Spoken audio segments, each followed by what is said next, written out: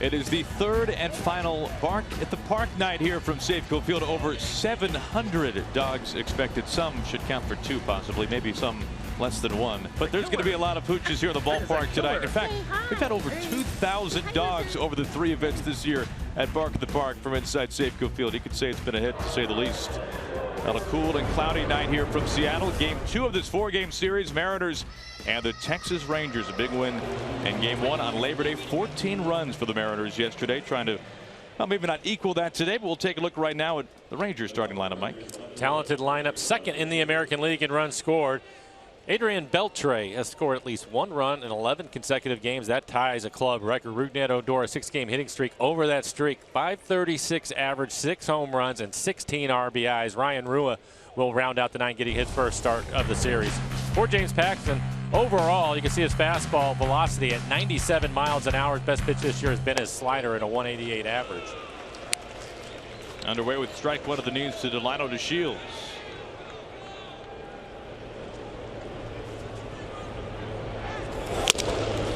Recently, it has been Nomar Mazara, the rookie, at the leadoff spot for the Rangers, but Mazara a lefty, so Bannister decided to go with the right-handed bat of DeShields.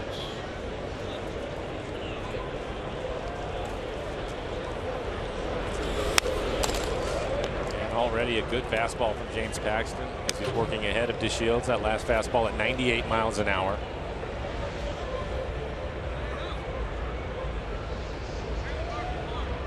I think everybody just hoping that that acrylic nail will work for him tonight. Not have any issues with it. Another foul ball. And we heard Mel Stottlemyre Jr. saying just a few moments ago that he is hoping that Paxton can just focus on essentially an out at a time and try to put that in the back of his mind as best as he can, which might be easier said than done. Nice way to start things off. And a good sign. Be able to get his slider over right there for the strikeout. We'll take a look at the defense for the Mariners. Guillermo Heredia will get the start in left field. Franklin Gutierrez out and right. Sean O'Malley is going to get the start at shortstop. So Marte out this evening. Robinson Cano just 2 errors on the year at second base. And Mike Zunino will do the catching.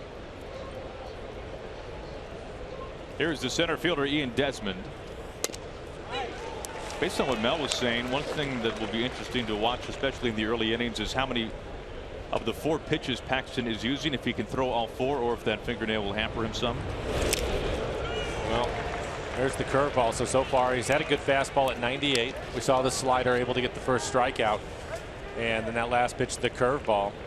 See his record, 4-5 record, a 3.83 ERA. This is his 3rd start against the Rangers, a 3.18 ERA against Texas this year. Zunino having to track it down. It's all the way to the backstop. So Desmond is aboard.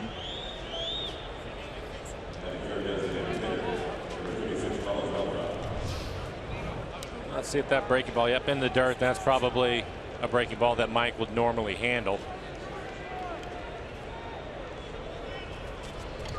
That like it went off the thumb of his glove. 1 out, 1 on. It brings in Beltran, DHing, hitting 3rd. Mentioned the Rangers 2nd in the American League in runs scored. They are 5th in hitting, 4th in home runs. The Mariners 3rd, by the way. They're also 4th in stolen bases, so well-rounded club. It's been a red-hot offense, especially lately.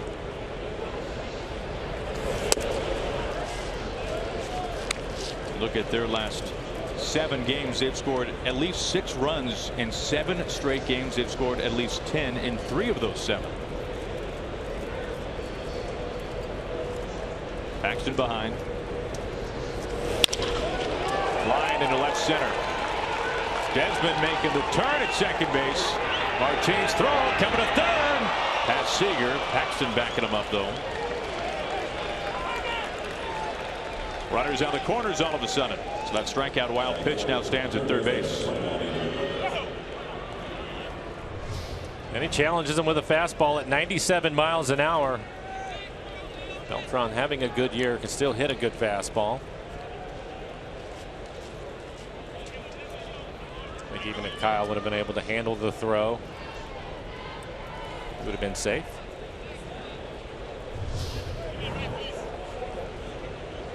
So Paxton in a bit of a jam here with 1 out, runners on the corners facing Beltre.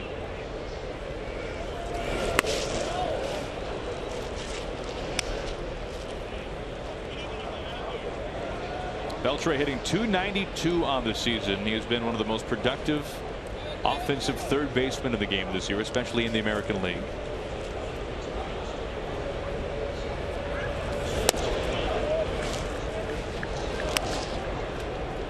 I've seen a lot of 98s early from Paxton.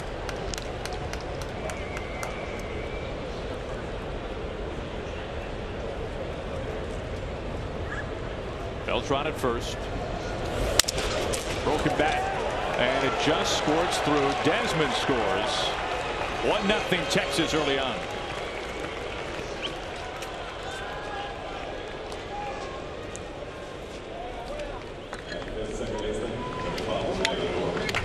We have Cano playing towards the middle of the diamond. James trying to get the ground ball. Pretty good fastball at 98 miles an hour. As you take a look at our Primero Supermo and the swing by Beltre right off the end of the bat, and a huge hole on the right side of the infield that he takes advantage of.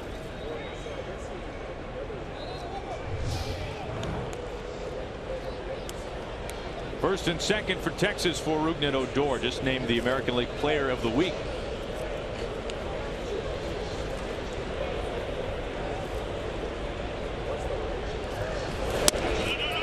He is having 30 home runs, leads the Rangers with 30 home runs, hitting .283 overall. Jeff Bannister in his second season. Last year's American League Manager of the Year, and he has got some enormous production from his second baseman this year, especially as of late. Odor, the only left-handed hitter in the lineup for the Rangers this evening.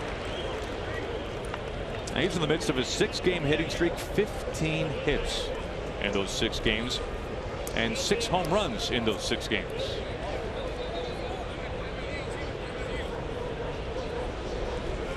Two on, 1 out. And Paxton's 1-1. And at center, Martin on a hop. And the bases are loaded.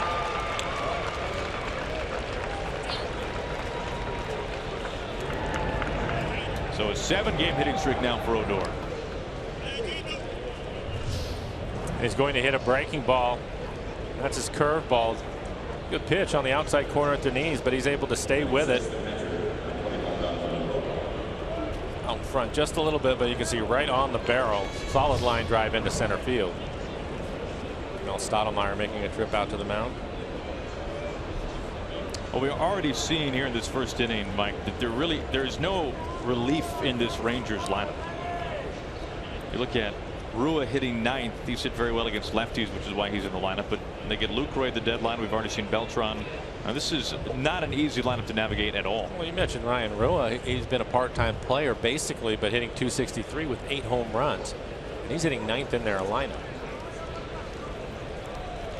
It's not bad for number 9.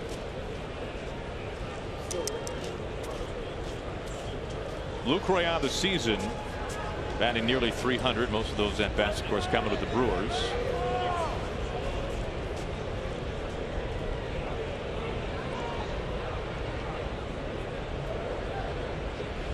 Bases jam-packed, 1 out, a run already in. And a strike 1. After James ended up getting his fastball hit hard a couple of times, now he's starting to mix in his curveball a little bit more early in the count.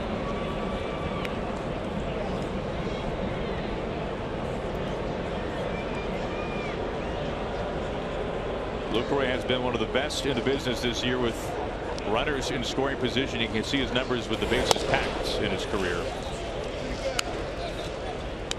Lucroy hitting nearly .350 this season with runners in scoring position. As Paxton's just trying to limit the damage here this first inning.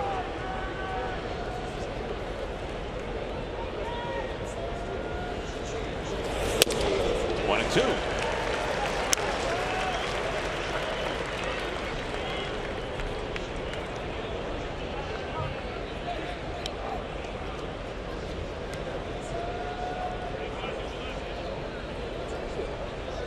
Beltran a single now at third base. Beltre had the RBI base hit. Odor a single into center.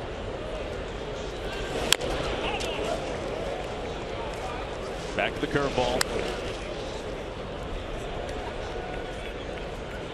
Have you seen that curveball change a little bit in its appearance with the arm angle, Mike? Quite a bit, actually. It sweeps a little bit more than it used to. It used to have a 12-6 curveball when he was right over the top. I think the same when you look at his slider. Used to be a cutter. Used to be a cutter, but now it has a little bigger break to it. One out, bases loaded.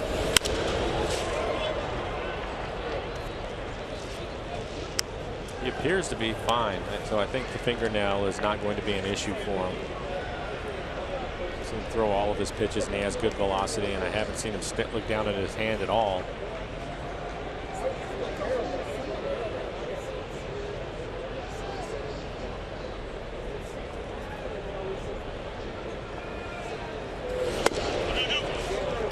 I like the fact that here in the early going, his misses on the inside part of the plate have been in off the plate as opposed to leaving the ball out over the plate, which when you look at the batting average against his fastball, I think that's been a big problem for him. He's been much better lately.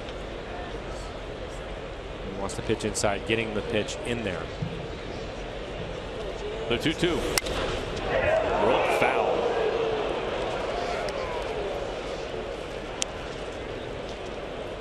Unfortunately for him, he's having to throw a lot of pitches here in the first. Already 24 pitches with just the one out.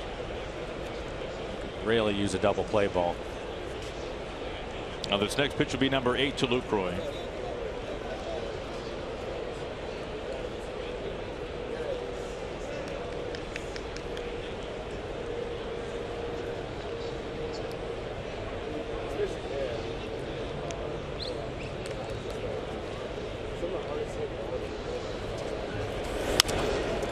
And it continues.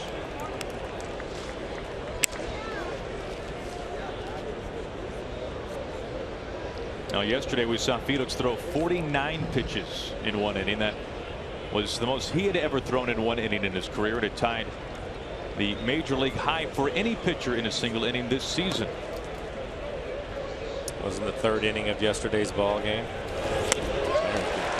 It's Lucroy on the 9th pitch. 2 outs. 9th pitch, another good curveball from him. 84 miles an hour down out of the strike zone, gets him to swing right over the top of it. I think one of the things that you will see too, talking about the fastball inside, is that the velocity at which James can throw his fastball tonight, he's 97, 98. As a hitter, it'll speed you up, and it'll be difficult for them to stay back on the curveball.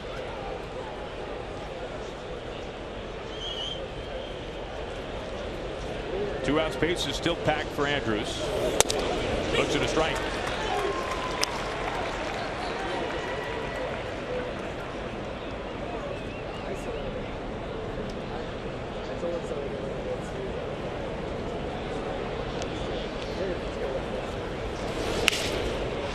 Count levels out. What I mean by speeding the hitter up is with that fastball in, as a hitter, your eyes will pick it up and you know that it's getting on you, and so to get to that pitch you have to cheat a little bit, get your swing started early, and it makes it more difficult to lay off of that curveball at 84.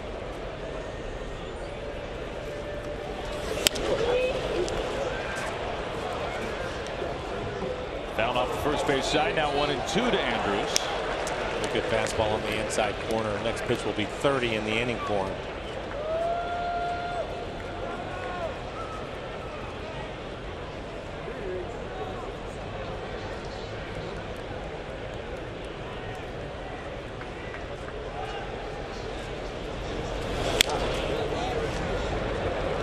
He barely getting a piece of that curveball at the bottom of the strike zone.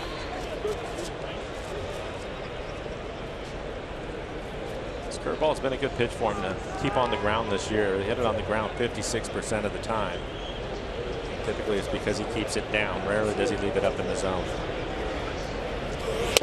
A 4-strikeout inning for James Paxton. How about that? He leaves the bases loaded.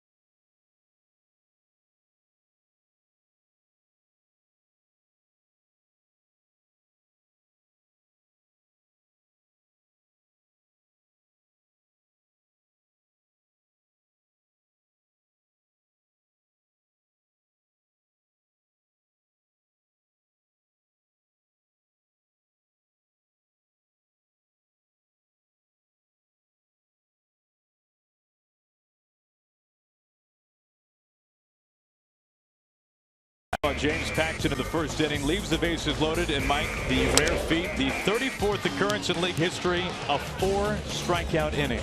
Now that's impressive, but it also cost him on his pitch count. But the good news is he had good location. Everybody talking about the fingernail. He seems to be fine. We saw his slider, his curveball, and the velocity of his fastball at 98 miles an hour.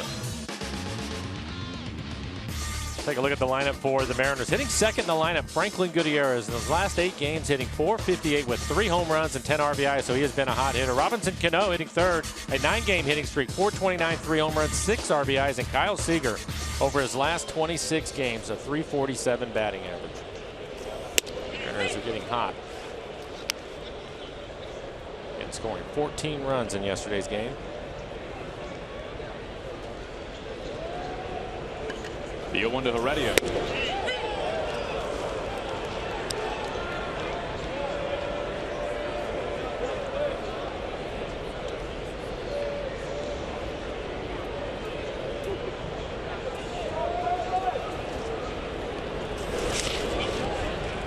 Now the Mariners trying to win back-to-back games for the first time since taking 2 in a row against the Brewers. That was on August 19th and 20th here from inside Safeco Field.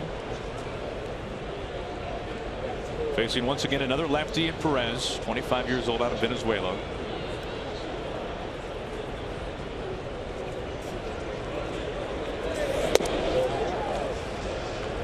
For Perez, he has a good fastball. On average this year, it's been 93 miles an hour. Best pitch so far has been his changeup, but he will throw his slider quite a bit, especially to the left-handed hitters. It's the 4th time that he's faced the Mariners this year. Now he spun 6 scoreless against the Mariners in his last start. That was back in Arlington. Did scatter 7 hits. And the home and road splits for Perez are as extreme as maybe any pitcher in the game right now, Mike. They really are. At home, a 2.65 ERA, and on the road, a 6.23 ERA, which is kind of strange when you consider the ballpark in Arlington and how hitter-friendly that is. But a leadoff walk for Heredia.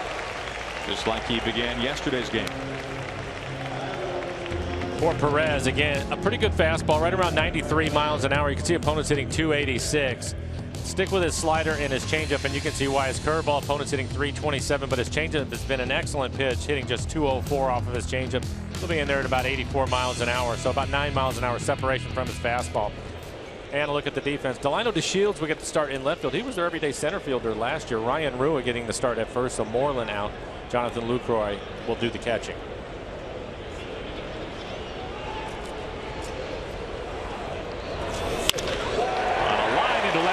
Gutierrez wasting no time. And the Mariners stacking a couple of base runners. A walk and now a single. We talked about Franklin Gutierrez, how hot he has been. And he's not missing many fastballs, especially if they're in the middle of the plate. And that's what he gets right here. To take a look at our Primera Supermo and the swing by Franklin Gutierrez. Tremendous power to right center field, but catches a 94-mile-an-hour fastball out in front of the plate. Lines it into left field. 7-game hitting streak now for Goody.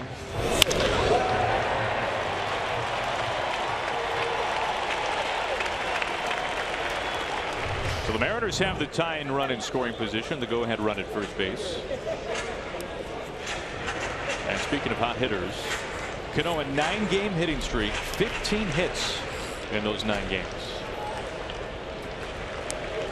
And I don't think there's a cheap hit in any of them. He has been squaring it up.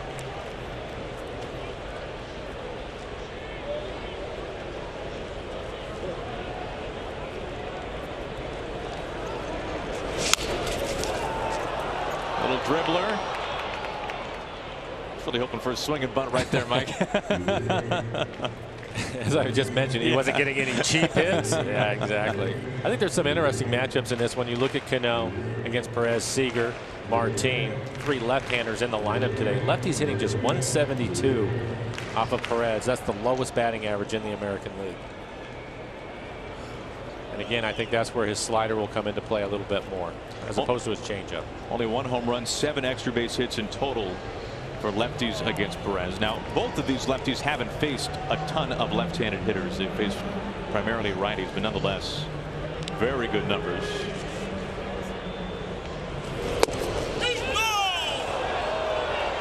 Robbie not pleased.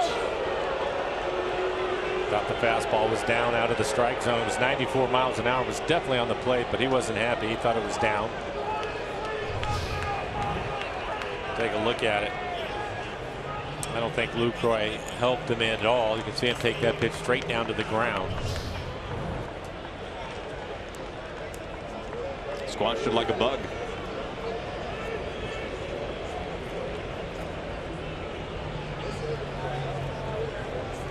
Tying run at second base.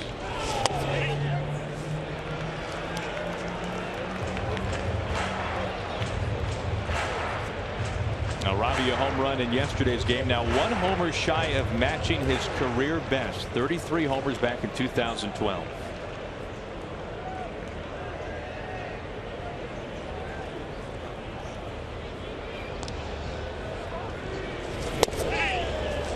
Evens up 2-2.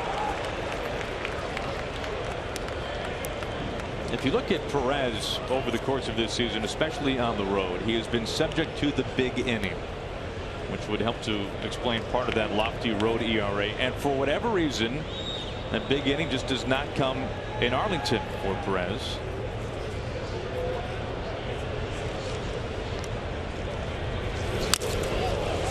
And if you look at his numbers, he can almost just push a button and get a double play ball. One of the best ground ball pitchers in the game. 35 ground ball double plays behind Perez. Leading the majors.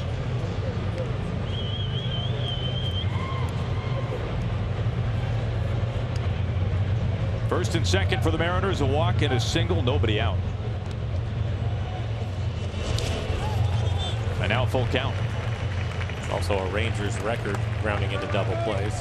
C.J. Wilson had owned it at 31. Perez struggling with his command here in the first inning. 13 pitches, just 6 strikes. A full count to Heredia. That resulted in a walk. Now a full count to Cano. Mariners got to Hamels last night, or yesterday afternoon rather. In fact, they've gotten to Hamels in the last 2 times they've seen him.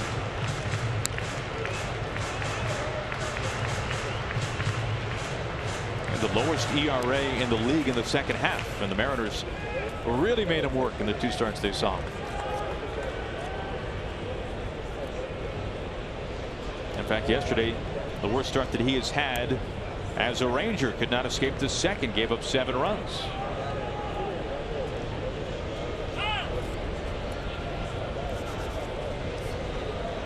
Talking about Perez inducing the double play ball. All 7 pitches to Cano right at the bottom of the strike zone or below it. There you can see it.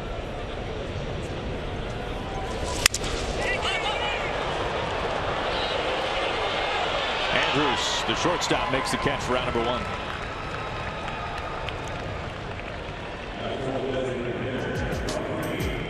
You can see it's not all that close. The Mariners not only leading the American League but leading baseball. Most plate appearances versus lefties. It has just been a theme of this season for the Mariners. It really has been, and it seems that lately they've been getting left-handed starters in bunches. And I think that a lot of clubs are trying to set things up because of the year that Cano and Seager are having. Try to pitch around Nelson Cruz as much as possible.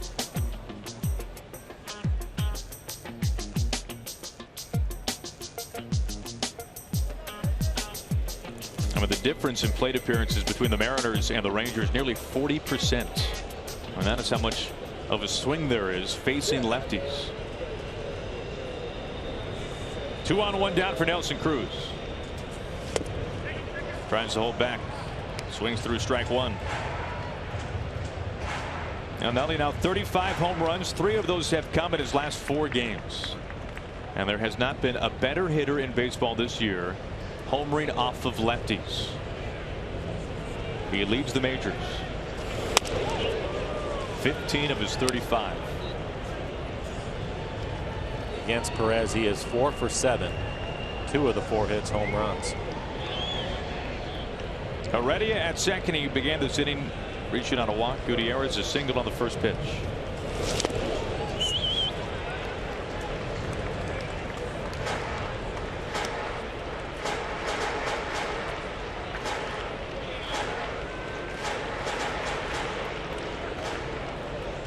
First and second, one out.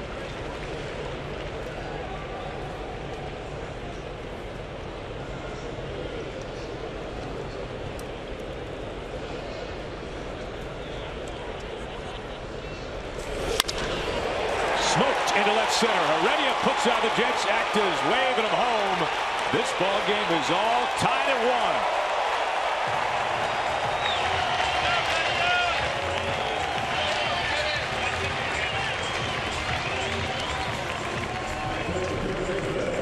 I'm not sure that you can hit a baseball any harder than what Nelson Cruz just hit on this last pitch. It's a changeup down in the strike zone and just drops the barrel on it. Solid line drive base hit out into center field.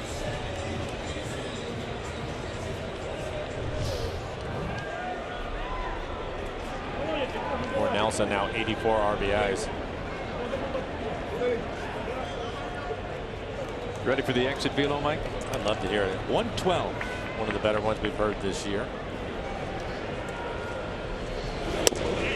Strike one to Seager.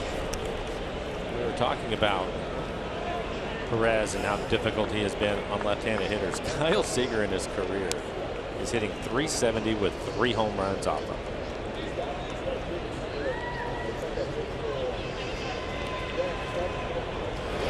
Now, Scott Servais was talking earlier today about how impressed he has been with Seager's approach against lefties this year. Start of the season, it was a struggle, and he's really helped to bring those numbers up recently. He has. Last year he had a really good year hitting left-handers, hitting just under 300, but this year off to the slow start, lefties and righties, it really didn't matter. Kyle really struggled in April, hitting right around 150. He's done his damage here over the last few months, but he'll wave at that slider. Taken care of on 3 pitches, out number 2.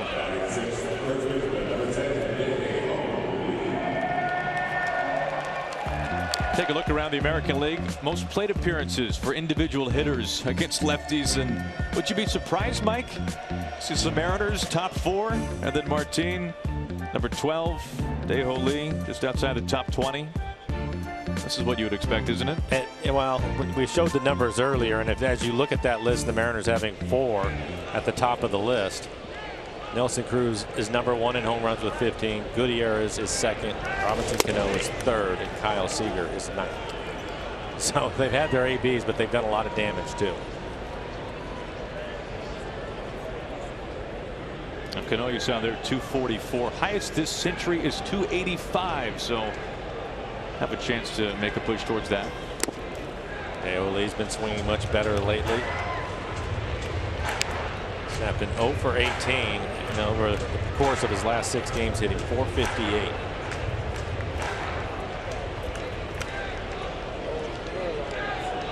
Dae-Ho's personal cheering section once again here at Safeco Field. You had to think when you look at Gutierrez and Dae-Ho, both of them have been struggling a little bit, but now they've run into all these lefties. It has to help them, especially with their timing. An opportunity to slow the game down, and the numbers show that.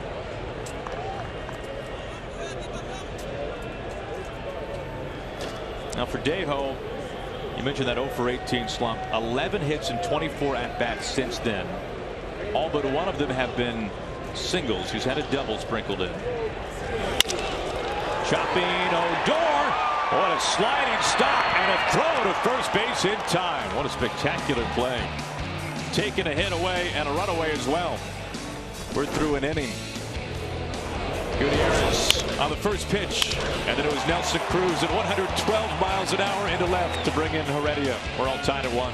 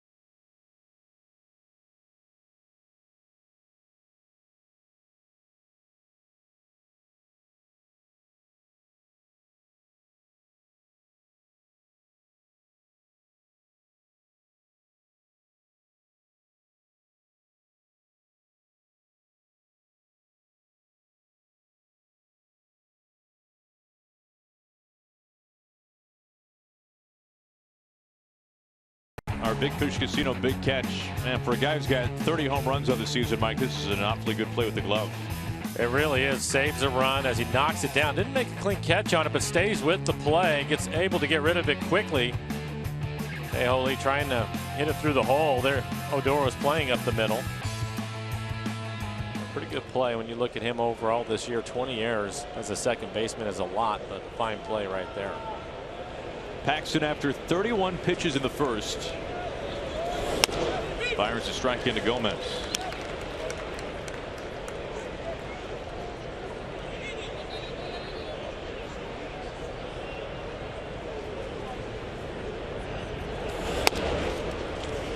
Easy to forget that the Rangers are without Shin-Soo Choo. Normally we see him in right field. We see him at the top of the order. Of course, Nomar Mazara had made that a little bit of a predicament for Jeff Bannister as to exactly how he wanted to manage his team, as this tiptoes foul. But Choo has been on the DL multiple times this year, and right now basically a broken forearm on the DL for some time. So after the Astros releasing Gomez, the Rangers picking him up, spending just a brief amount of time in Round Rock, then called up to the big leagues.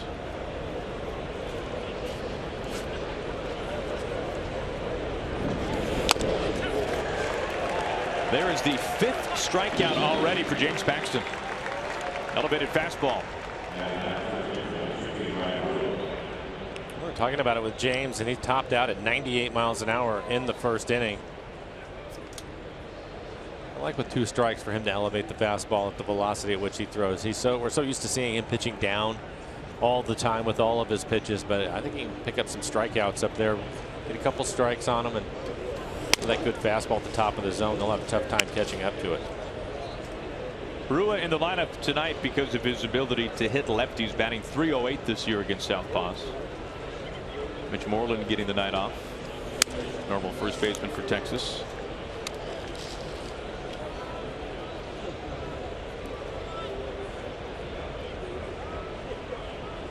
Also seen Rua in the outfield a little bit this year.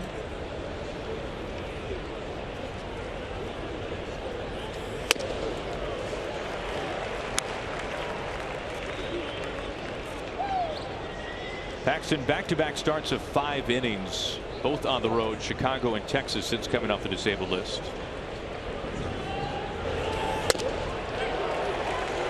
.97 miles an hour inside to make it 2-2.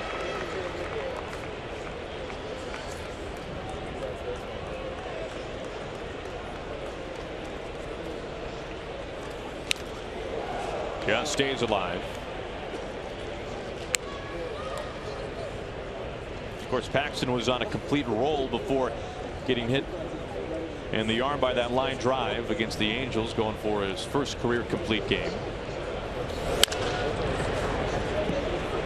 One of the things on the radio side, Aaron, that we were talking about with James, and I think it's fair to say right now that the Mariners really aren't sure what they have in him, just because he hasn't been able to stay healthy. And unfortunately, a lot of those injuries, and you mentioned the line drive on his elbow, we talked about the split nail last year, it was a tendon in his finger. Strange things that are out of his control. And then we talked about changing the arm angle, and all of a sudden his velocity is back. And it'd be nice to see him next year go out and get 30, 32 starts, see what he's capable of doing. Here comes his 3-2. Holy tracking this one towards foul ground. And they'll do it again.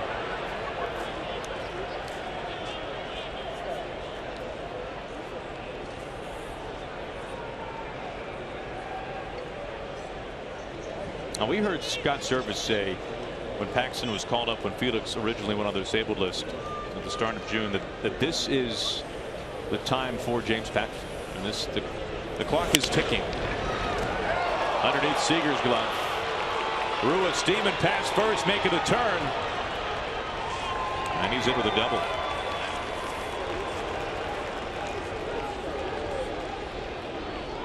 And they're going to give that an error. And Aaron Kyle will take another look. A lot of times, because of the topspin, the ball will come up a little bit more. That one went flat. I wonder if it hit the edge of the grass, but typically that is a play that Kyle will make. Not happy about it.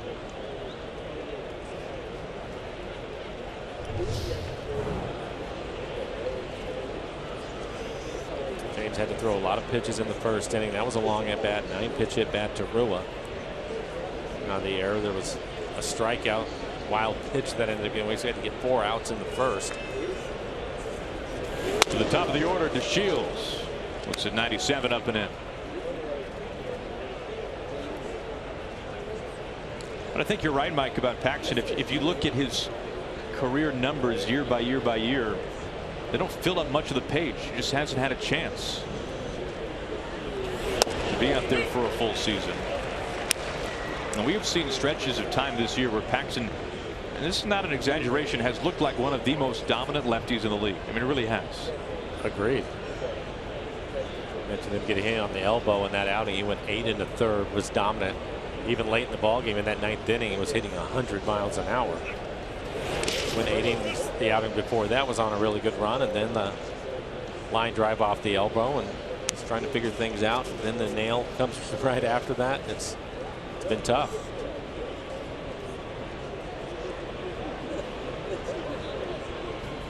Rua at second base after the E5. DeShields a strikeout back in the first inning. And takes his legs out from underneath him.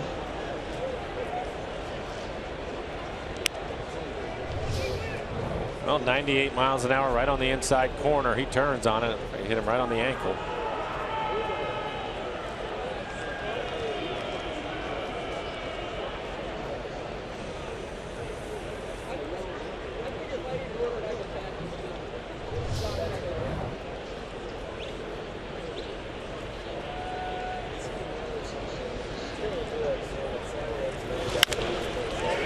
Fair ball past DeHoly, tight to the line as Rua comes around, and he scores as DeShields goes sliding into second base, and the Rangers have taken the lead right back 2-1.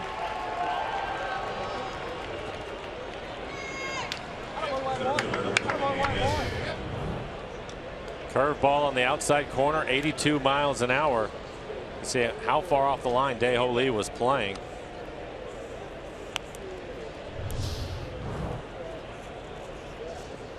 So far for the Rangers, a strikeout and a wild pitch has come around to score, and now an error has come around to score. It was Desmond who struck out and reached on the wild pitch back in the first. He climbs in here.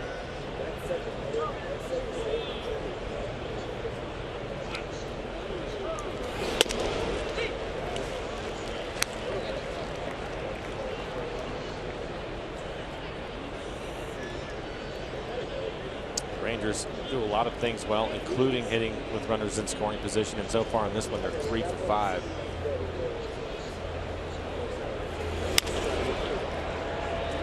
Paxton gets ahead 0-2. Desmond is in the midst of his 4th 2020 season. 4th time in 5 years. 21 home runs, 20 bags this year. Keep in mind, he was an all-star shortstop. Started the year in left field, and is now their center fielder.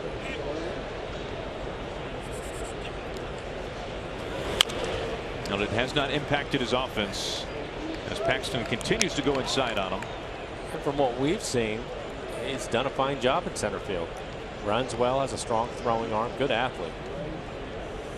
And it was DeShields who was in center field to begin the year, but questionable arm strength. Of course, last year DeShields was the catalyst for this Rangers team. He really took Leonys Martin's job.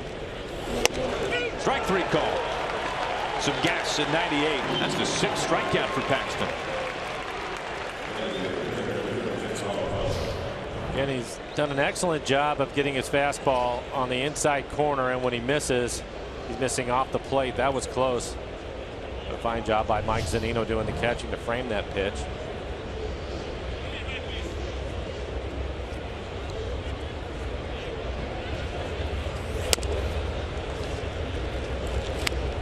Ball into Beltran. Beltran with a base hit, his first time up.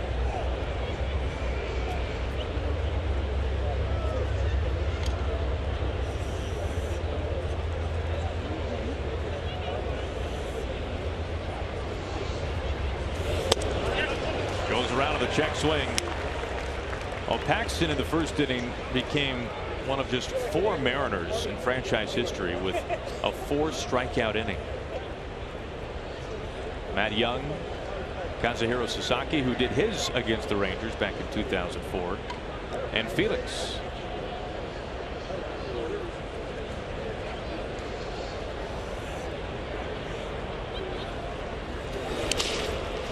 He's been tough against left-handed pitching. Switch hitter. Hitting right-handed this year, hitting 343 against lefties. Part of the complete overhaul for the Yankees.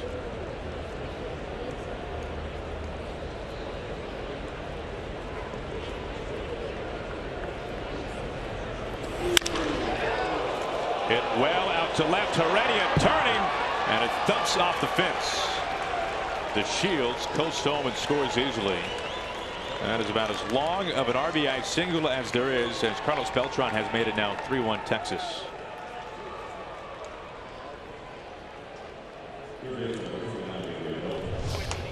And again, a fastball on the inside corner, picked up a base hit his first time up on the fastball.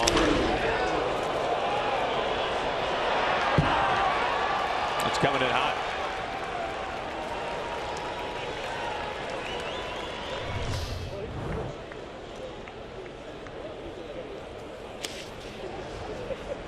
Ball 1 to Adrian Beltre. Beltre picked up a base hit and an RBI his first time up. Hit it through the right side of the infield. Cano playing up towards the middle again.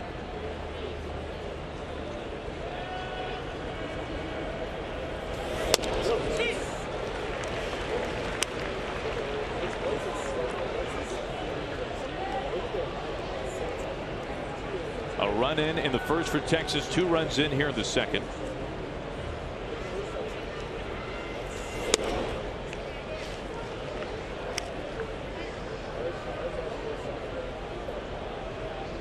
James is already at 60 pitches. 60 pitches, 42 strikes, working here in the second.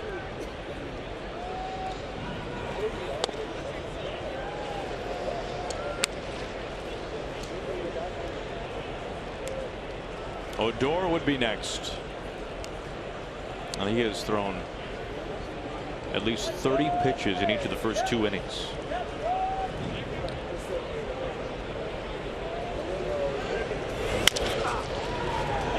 Couple of hops to Seager. And that completes the second. We go to the bottom half. 2 more runs in for the Rangers. They lead it 3-1.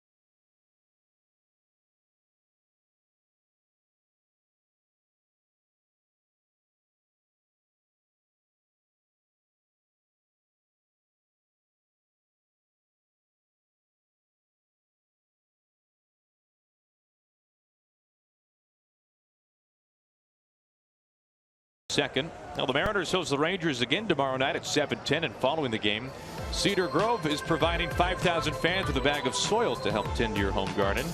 You can visit Mariners.com or a Mariners team store to pick up your tickets.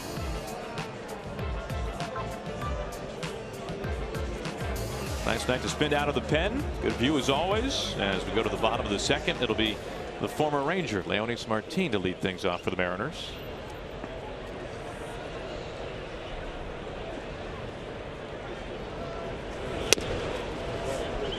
Now Leonys Martin and Martin Perez came up through the minors together in the Rangers system.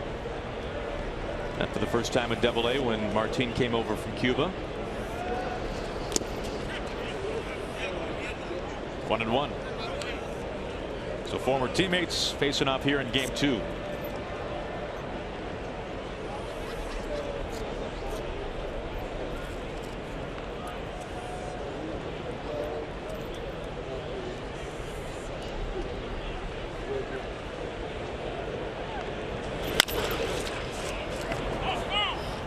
Foul ball to make it a ball and 2 strikes. In fact, during that time, Martin Perez, consecutive seasons, was the Rangers' top prospect. He was untouchable. And we would have to imagine multiple trade offers thrown the way of John Daniels, general manager for Texas. Those were in the years where Daniels was making trade after trade after trade to get to the World Series. They did so 2 years in a row. But would not give up Perez. Strike 3 call. Now Martin, Leonys Martin, not pleased. You can see the tracer. Second strikeout for Perez. Perez had to throw 26 pitches in the first. Take a look at our CenturyLink What's Next. Ariel Miranda coming off his season high 103 pitches in his last start against the Angels, taking on A.J. Griffin. You remember him from his days with the Oakland A's, missing all of 2014 and 2015 with Tommy John. Strike 1 to Zunino.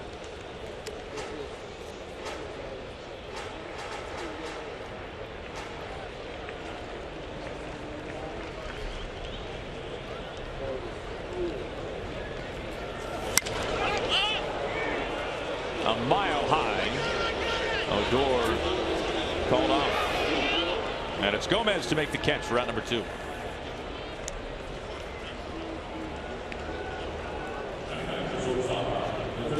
Now we've seen a walk and 2 strikeouts so far from Martin Perez. And you look at his numbers this year, Mike. He has the lowest strikeout rate in baseball. Nobody strikes out fewer hitters per 9 innings than Perez. In fact, even fewer than Jared Weaver, second on that list. And he has the 9th highest walk rate in baseball. And we saw some of those numbers kind of bear out the last time.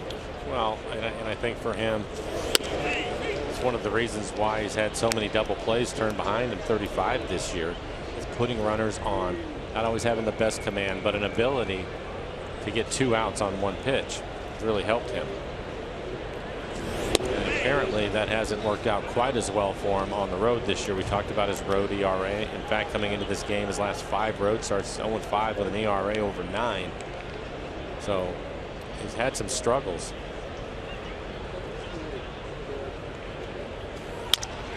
O'Malley over the mound.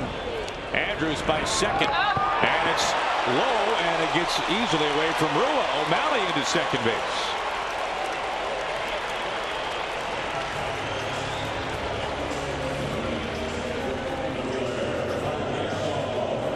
Now some speed from O'Malley forcing a throw.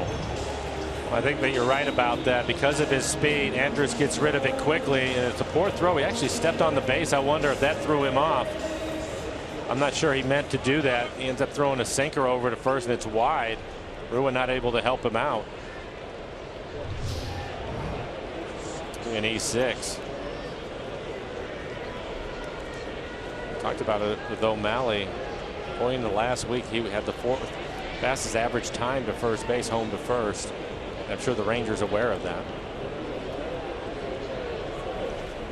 Tying run at the plate in Heredia, and that is fair. O'Malley can coast home. Heredia burning into second base. Now making its way out to third as this ball is under the padding in right field. He'll have to go back to second. And there he goes. Some traffic being directed.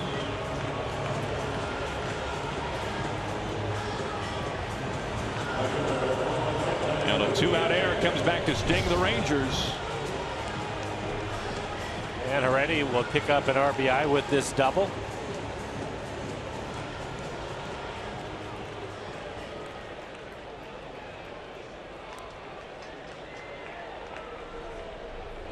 Calls it right away, and it's going to be a double.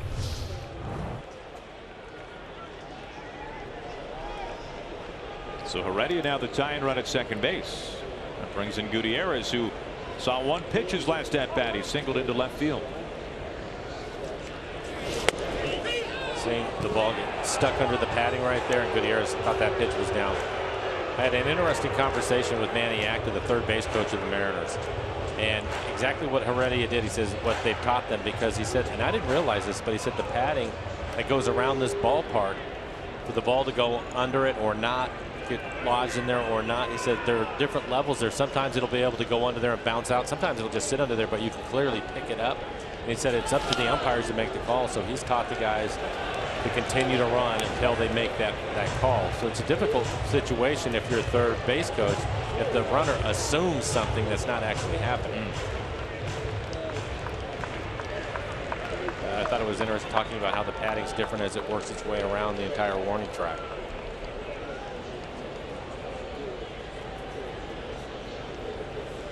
Gutierrez the go-ahead run. He's got 14 homers this year. Lined left field, but directly in line with the Shields. A run in, a man left. We're through 2 innings. Rangers lead it 3-2.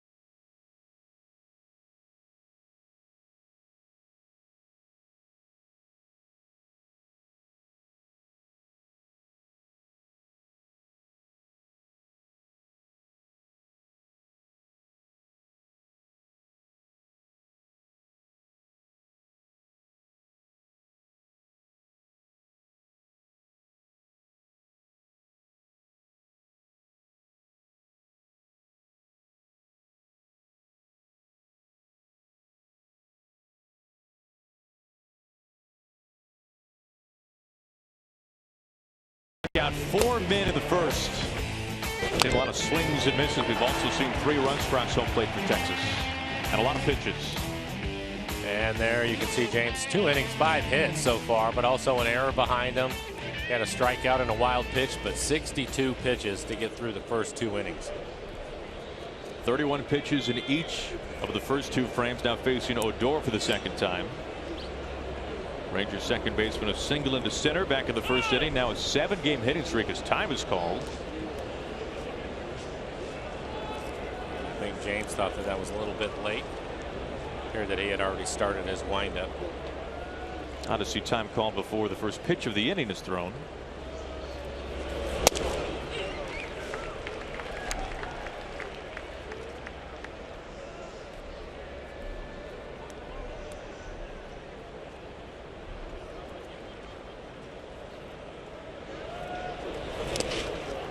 And ahead quickly 0-2. And if you can slow down Odor, you have a much better chance of slowing down the Rangers. He has been absolutely on fire recently.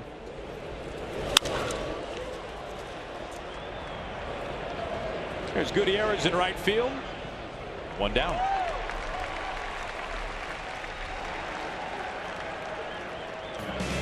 Watch the drive to the pennant with MLB.TV Premium. Watch every out-of-market game live in HD on more than 400 devices and enjoy a free subscription to At Bat Premium, the #1 app for live baseball. Blackout and other restrictions apply. Visit MLB.TV. The third bark of the park night this year. Strike one to Lucroy.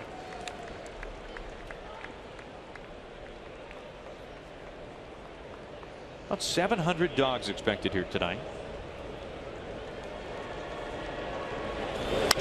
Jammed him. You're talking about pitching in earlier, Mike. That's been something that James has done all night long so far. It's been a common theme, and when you look at the Rangers and the right-handed hitters that they can run up to the plate, just do not want them to get their arms extended. And James doing a really good job. Again, if he's missing in off the plate, along with his curveball right here.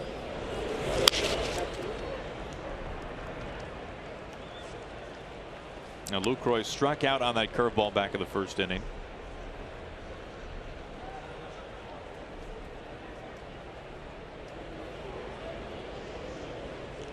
Rangers are 4th in the American League in home runs. It's a challenge to keep them in the ballpark, and to do that you have to pitch inside.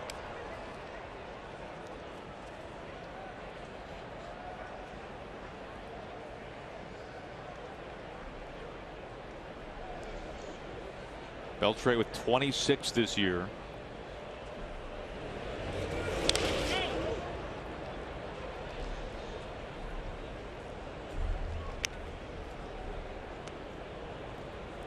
Now, where exactly did that hit?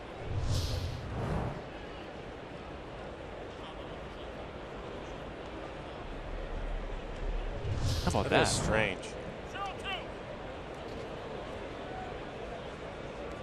See if you can do that again.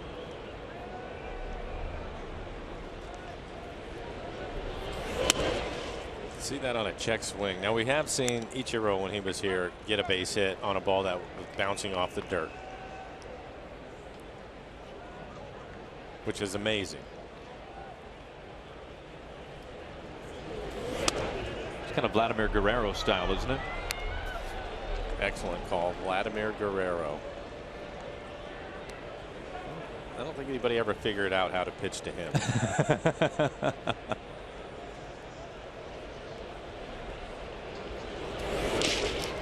Ties him up. That is the 7th strikeout for Paxton. Well, the Tigers just falling to the White Sox. We take a look at our Delta Airlines keep climbing wild card standings. Mariners now 5.5 games back. Tigers 75 and 63. The Astros just a game behind Detroit. Yankees and Royals as well. Fantastic finish to the Yankees game. We'll be talking about that more later. Ball one comes in to Andrews.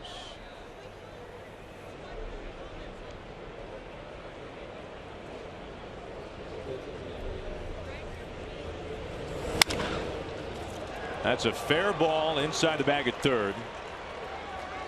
Kicks out the retaining wall, and Andrews slows up with a double.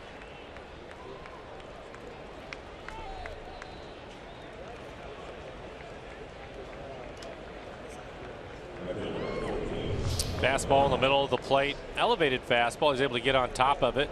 Clearly a fair ball.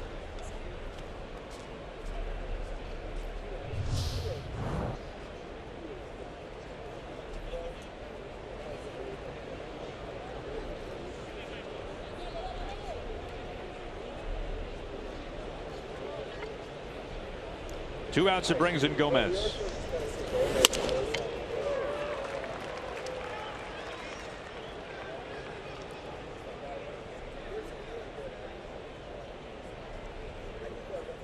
Gomez struck out on some heat his last time up.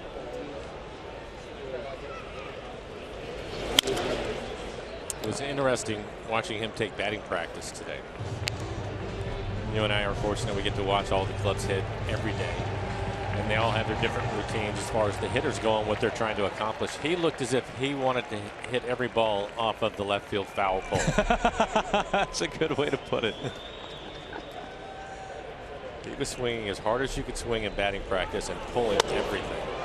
Pretty good fastball right there from James. Well, the last few that we saw were pulled pretty far foul, but to his credit, he did finish with one off the out-of-town scoreboard.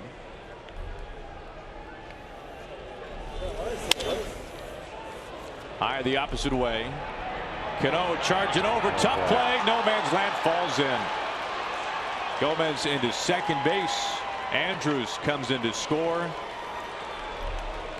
That's a tough way to give up a run. 4-2 Texas. James just cannot catch a break. You mentioned Aaron in no man's land. Cano not able to get to it. Dae-Ho Lee not able to get there. Gutierrez was playing deep. Tough luck for Paxton tonight. And the Rangers are now 5 for 8 with runners in scoring position.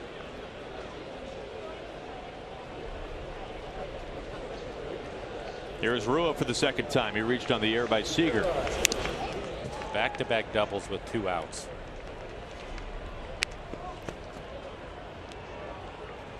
And James is now at 80 pitches.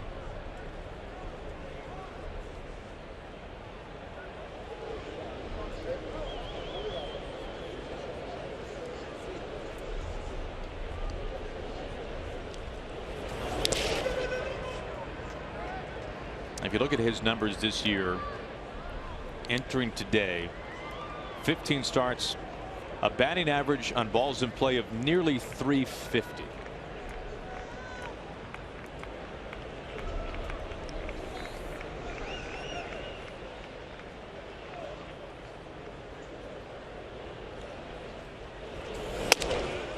We've seen some starts for James where it's been death by 1,000 paper cuts. It really has. And this is starting to look like one of them.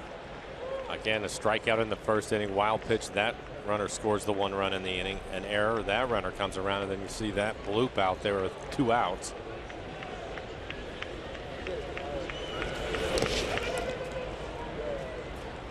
I'm not sure if there's a victim of more seeing eye singles on this staff than Paxton. Well, you just mentioned it. That batting average. It's tough.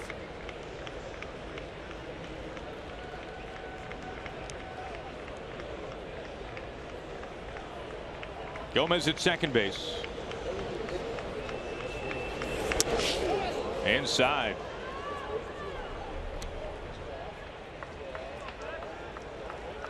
We heard Paxton talking earlier about after his first few starts with this new arm angle, he felt that his arm was drifting down a little bit too much. Pitches were getting flat. That explained all the hits that we saw against James in first few starts. Seems like that has been corrected for the most part, however.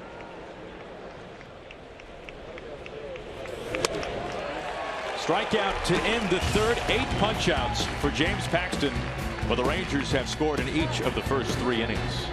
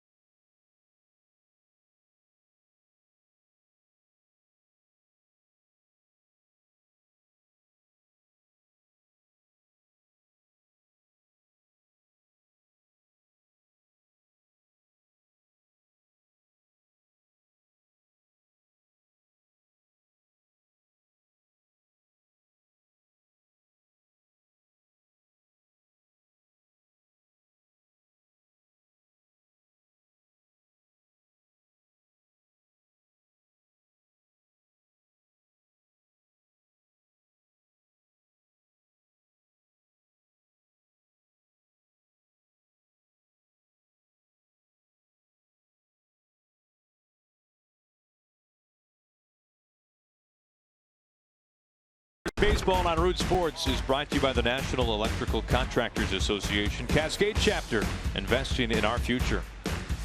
By Safeco Insurance, find a local agent at safeco.com. And by CHI Franciscan Health, the Mariners' official partners in health. Learn to stay Northwest healthy at nwhealthy.org. Now that is how you do it. Now you are guaranteed to get on television if you do that, for better or worse. First pitch missing to Cano. And the Mariners scoring a run in the first and a run in the second.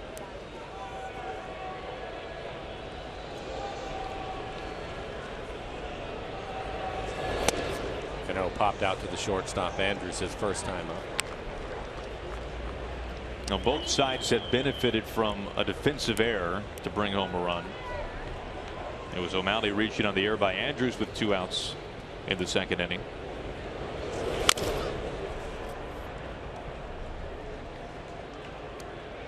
Congratulations, by the way, to Robinson Cano. Today the news came out that he is the Mariners nominee for the Roberto Clemente Award. That's given out at the World Series every year. Robbie very active with his foundation. Actually built a school in his hometown of the Dominican Republic. Has plans to build a second. And Robbie a chance to become the 4th Mariner to win the Clemente Award. Harold Reynolds won it. Jamie Moyer won the award, and also a man in the dugout right now, Edgar Martinez. An award given each year to a player in baseball who best represents the game off the field as well as on the field. Odor with a backhand. 1 out.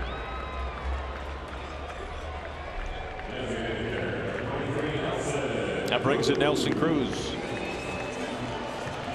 Nelson Cruz picked up a base hit and an RBI his first time up. It's a line drive into left center field. We had to laugh a little bit. The exit velocity on that line drive at 112 miles an hour.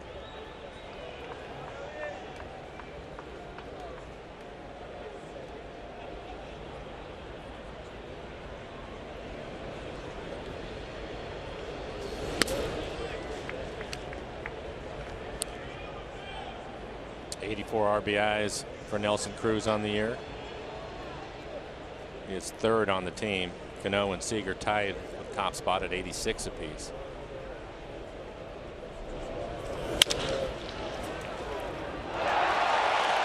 Second error tonight on Elvis Andrus.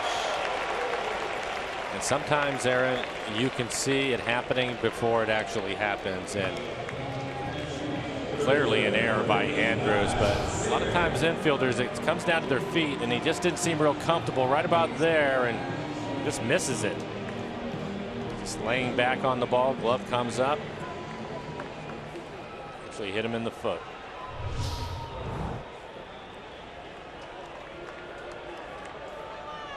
Last time he committed an error, that run came around to score. We'll see what happens here with 1 out. Now Cruz at first base. Brings in Kyle Seager. And speaking of Kyle Seager, we will have a good news report from Angie on Matt Shoemaker coming up in just a short while.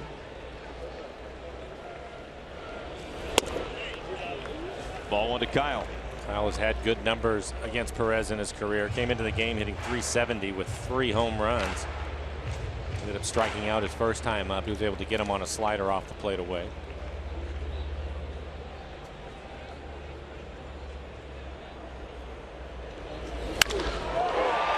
Hammered high right field, and this is gone and not cheap at all. We have got a brand new ball game here in the 3rd inning. Kyle Seager, number 26, matches a career best. We're all tied at 4.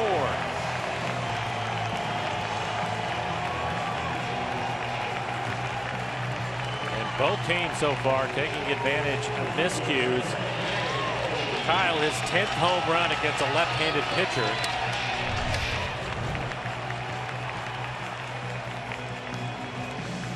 Gets a fastball in the inner half of the plate and gets the barrel to it. Towering home run out to right.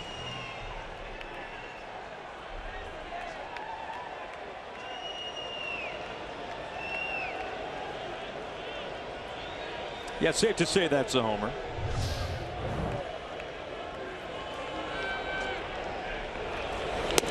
Strike one to Dae-Ho Lee. All he does, Mike, is just get better each and every year. Seager 26 bombs. Now 88 RBIs. Slicing high out towards the end, Desmond. 2 outs. This one's worth another look.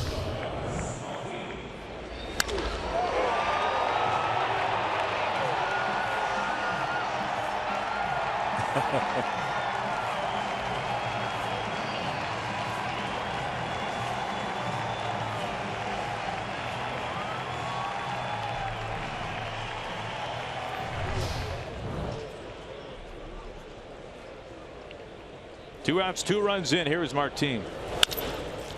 To Odor, right to him, in fact. That ends the third. A combined 8 runs scored through 3 innings. We're all tied up.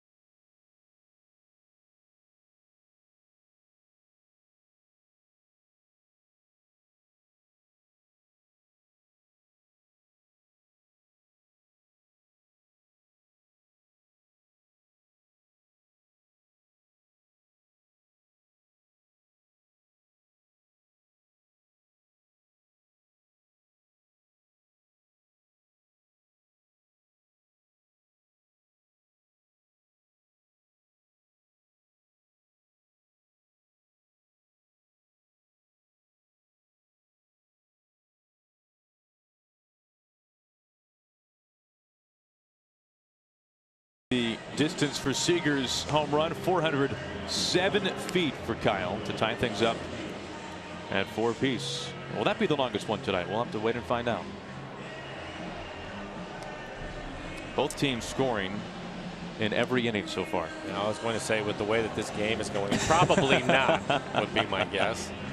James Paxton through 3 innings, giving up 4 runs, and had to throw a lot of pitches, 85 pitches for James. This will be the 3rd time through the lineup for the Rangers as we start here in the 4th. Tells you how this game has gone.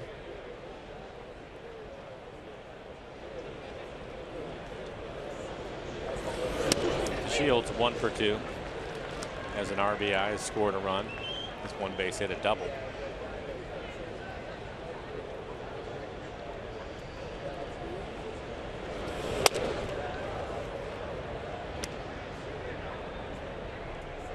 Now, we mentioned earlier the Rangers have scored at least 6 runs in 7 straight games. This is nothing new for them. Mariners scoring 14 in yesterday's game. 1-2.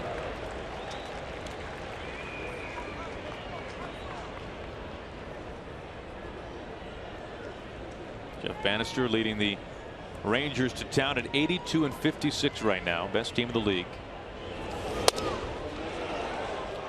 Pretty good pitch on the inside corner. Didn't get the call.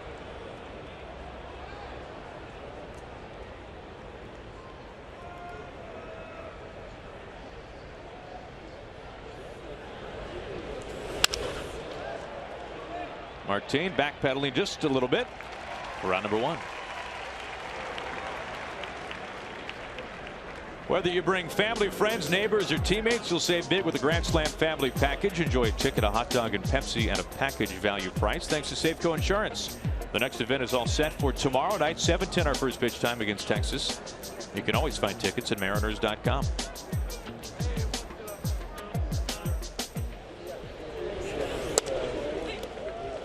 Strike one to Ian Desmond.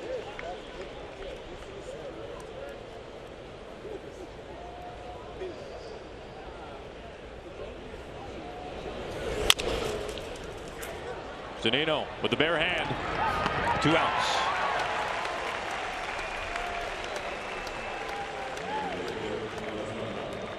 Now Paxton a chance for his first quick inning.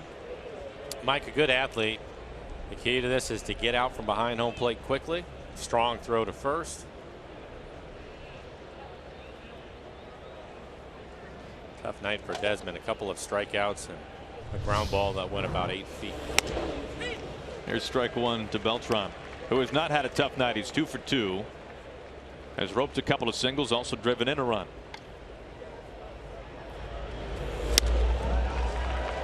One of those singles put a dent in the padding out in left field.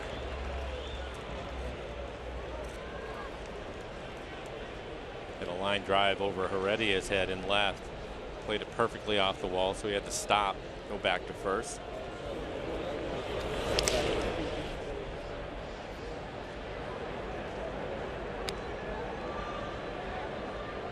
"95 pitches now for Paxton as we play the 4th. The 1-2.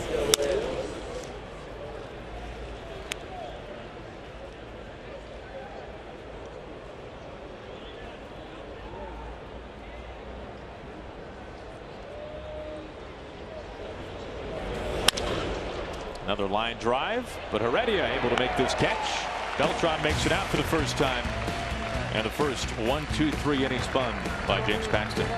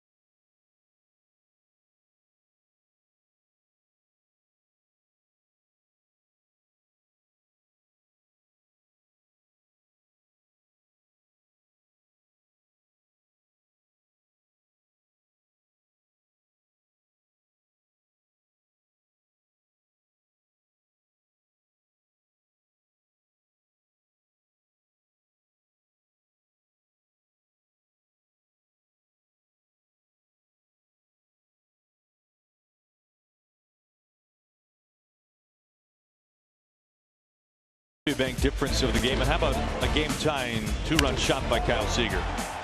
Ties a career high for home runs in a season with 26. Leads the club now with 88 RBIs. A 2-run home run for Kyle.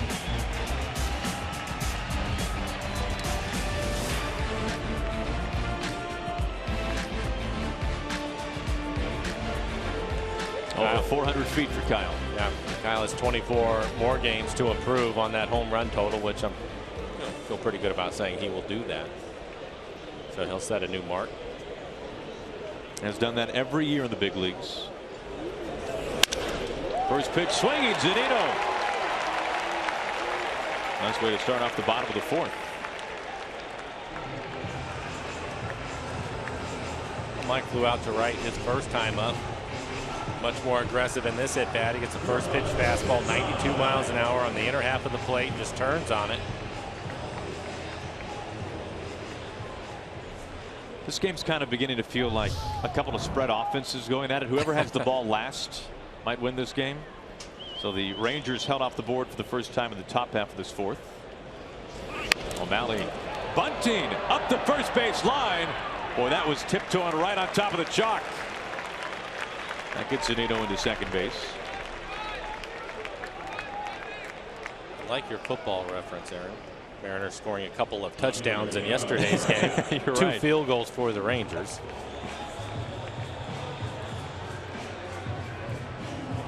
Zunino now in scoring position. That was kind of a defensive bunt by O'Malley. That came right up by his chin, it looked like.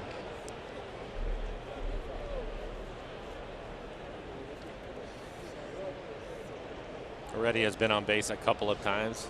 Leadoff hitter for the Mariners tonight. Had a walk and scored a run in the first, and then doubled and drove in a run in the second.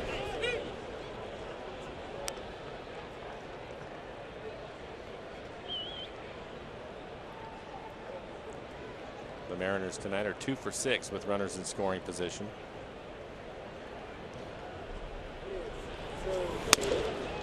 That's another indicator how this game has gone when they've had 6 at-bats in 3 innings with a runner in scoring position. A lot of traffic on both sides. Compared to the Rangers in the first 3 innings where they had 9.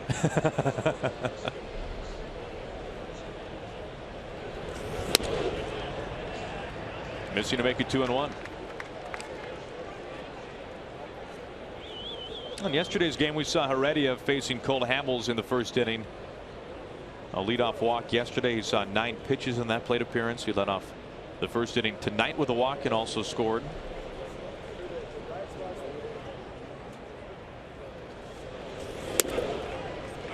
Now gets ahead 3-1.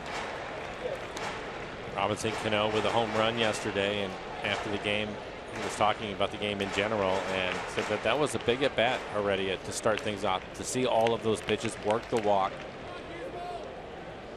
make Cole Hamels really work hard right out of the gate. That was a disastrous start for Hamels.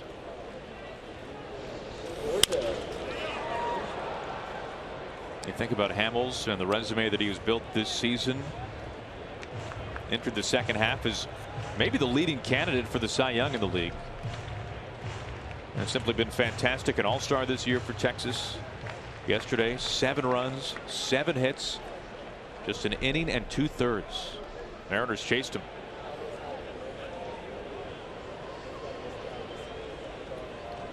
Go ahead run in scoring position.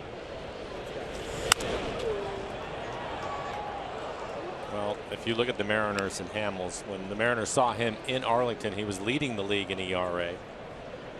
As you mentioned, the Mariners got after him pretty good, and then again yesterday, and as of now he's 8th. That's a big hit. From 2 starts against the Mariners, from 1st to 8th.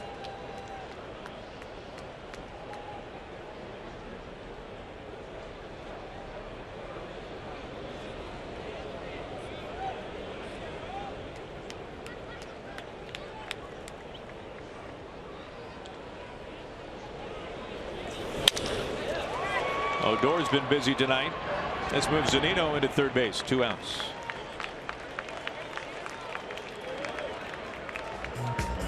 Well, we check out our guy for this date in big league history. We go back to 1995. This is a day that we talk about, whether on air or off air, every year.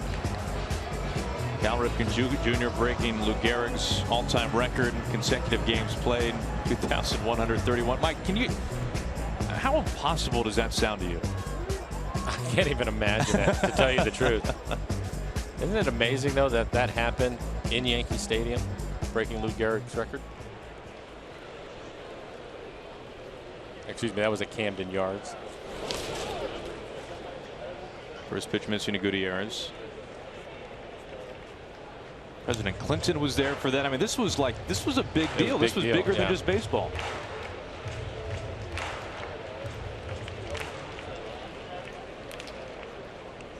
Those iconic pictures of Cal making his lap all the way around the ballpark. That was amazing. High-fiving the fans, and it was amazing. Go ahead run now at third, 2 outs.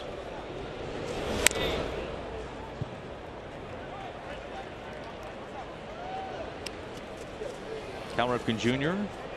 can also say that he has more hits against the Mariners than any other hitter in big league history.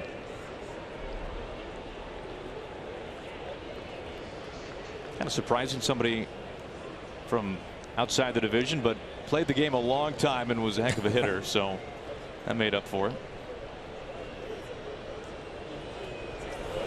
I used to marvel at all the stances that he had. He would change in game. In game? Oh yeah. He had all kinds of different stances, and year to year it was different. Now I imagine he would not change in game if his last hit was, well, if his last at bat resulted in a hit. I think it really came down to how he felt at the time, or if he was seeing the ball. Okay, just make adjustments. Well, if you're playing over 2,000 straight games, yeah, you have to. Exactly. I'm sure he wasn't healthy for all of those. Probably beat up at times and had to make some adjustments because of that. Andrews, who's committed 2 errors, handles this cleanly. That ends the inning. Zunino, the go-ahead run, stranded 90 feet from home.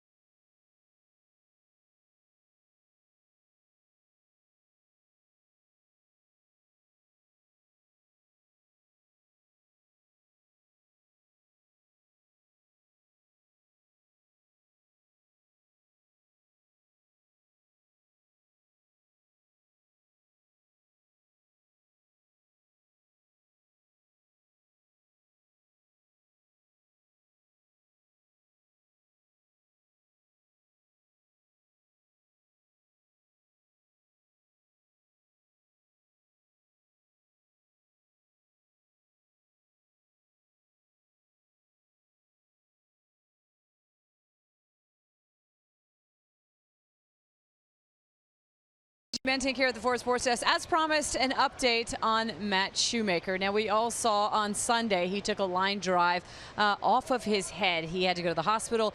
A CT scan revealed that he had a small fracture on his skull and a hematoma as well. They ended up having to do surgery to stop the bleeding on his brain. But the good news is he was released from the hospital today, and he is expected to return to Southern California tomorrow. So, guys, who knows? He could be in the area right now watching this game, and of course, if he is, we want to send out our thoughts and prayers to him on a very speedy recovery. Aaron. Well, absolutely. Thank you for that update, Angie. That's good news to hear. It was one of the scarier situations that I've seen on a baseball field. You could see the dire look in Kyle's face. It's a terrible feeling. Has to be. Scorched left center. This is trouble. Heredia watching, and the second one to dent the padding tonight. Beltre sliding in.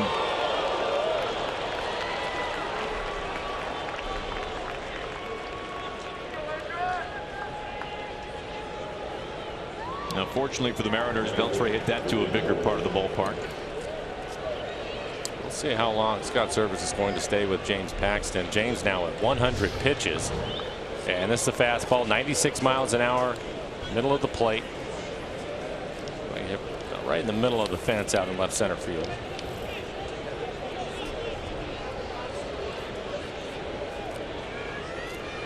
Drew Storen getting loose in the pen for the Mariners.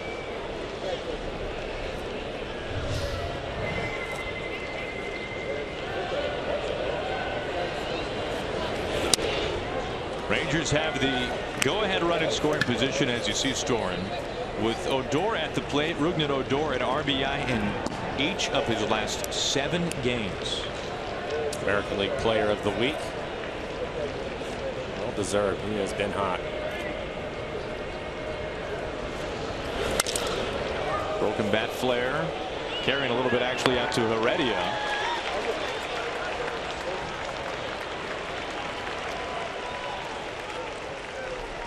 One out, one on. Hope you can stick around after the game for Mariners post-game presented by Delta Airlines. Brad and Val will be with you.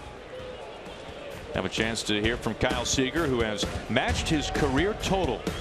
26 home runs in a single season. He has matched last year's mark here tonight. More at-bats coming for Kyle this evening. Also have a chance to hear from the skipper, Scott Service. One out, one on for Lucroy.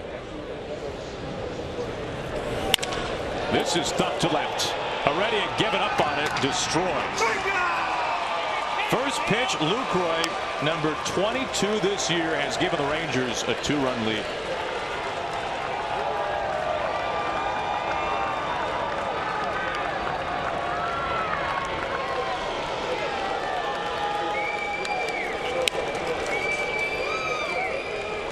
And that will bring Scott Service out of the dugout.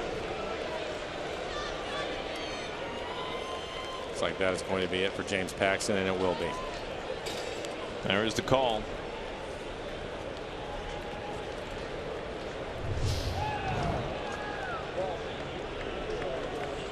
It looked like a slider at 88 miles an hour right in the middle of the plate.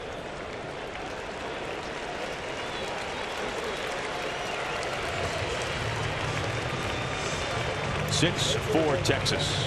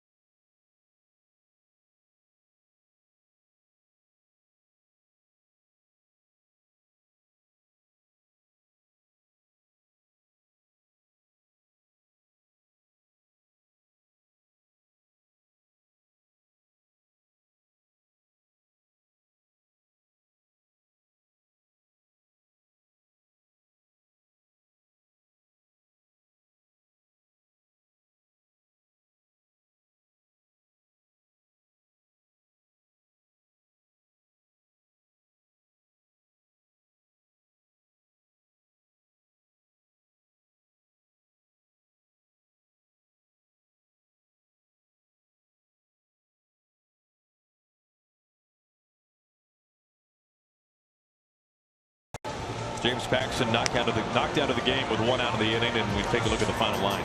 4 1/3, 9 hits, 6 runs, only 4 of them earned. Didn't walk anybody, had 8 strikeouts in 4 1/3 through 103 pitches.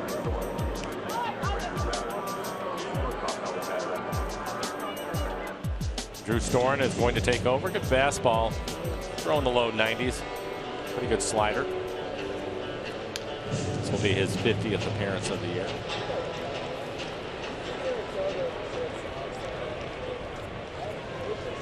Facing out Los Andrews.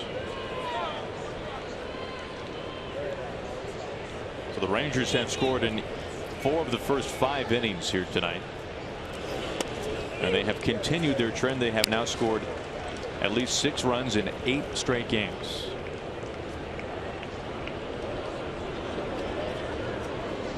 This is a team that has some pretty good pitching on it. It's not as if 6 runs are always needed for a team that pitches generally as well as Texas does. And they can beat you in a lot of ways. 0-2 on Andrews.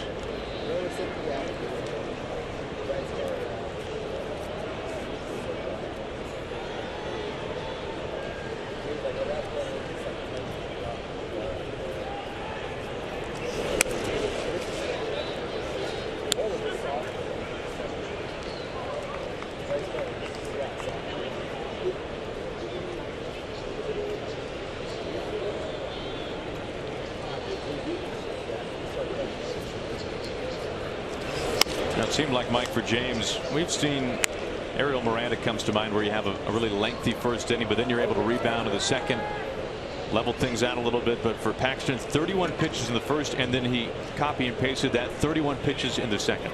Well, I think you look at it, had to get 4 strikeouts to get out of the first. And then there was an error behind him in the second that cost him on his pitch count. I mentioned the 8 strikeouts over 4 1/3. That's a lot of strikeouts. Typically will cost you on your pitch count as well. Yeah, the error that allowed Rua to reach, that was on the 9th pitch of that at bat.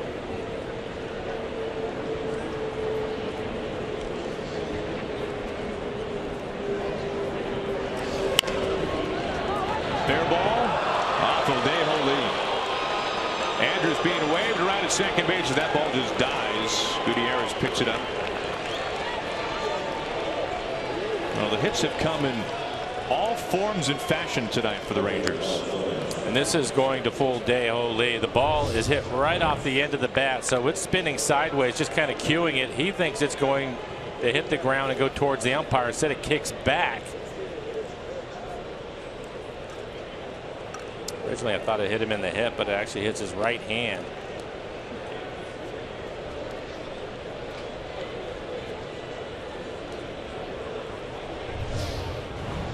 That's a double. Strike 1 to Gomez. Now 3 hits this inning for Texas. They've all been for extra bases. A couple of doubles and the home run by Lucroy. Rangers already have 10 hits, 6 of them for extra bases. Now 5 doubles for the Rangers. Off the hands to make it 0-2.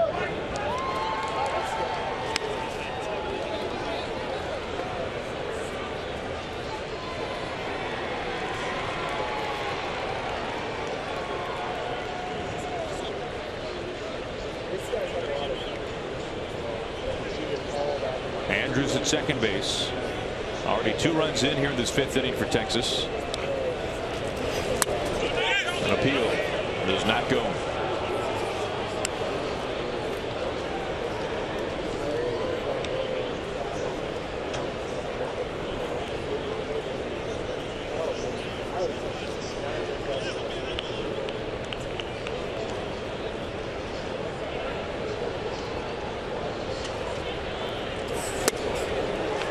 Storen gets Gomez. And there's out number 2.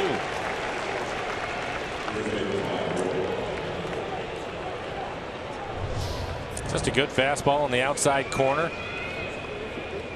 Gomez had a tough year offensively. Came into the game hitting just .210.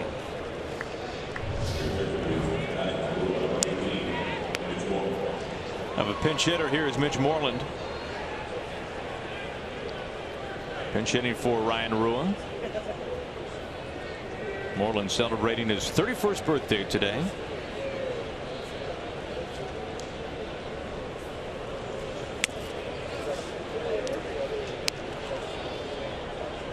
Moreland drafted and developed by Texas.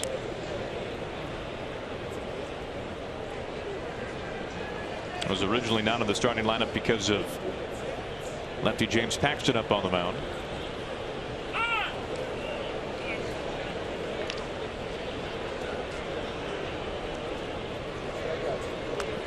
And with the September call-ups, the Rangers have 8 players on their bench. The Mariners now with 7.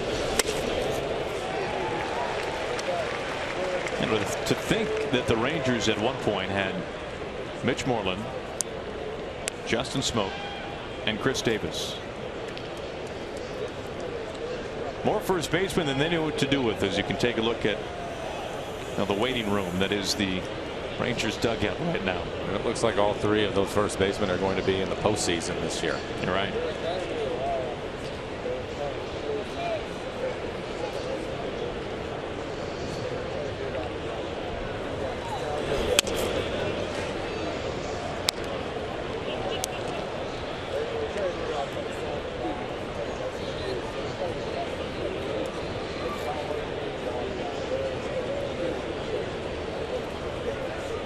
2 outs. Andrews at second base after the double.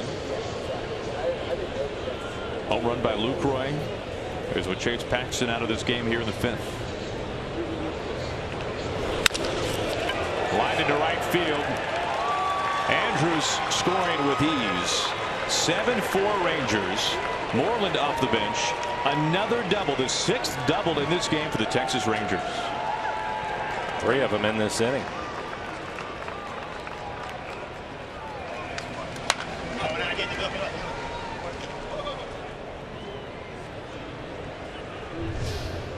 This is an off-speed pitch. Well, he wants that down out of the strike zone. Was able to get it there, and Moreland will pick up a double. Again, the 3rd double in the inning. Go along with a home run for the Rangers.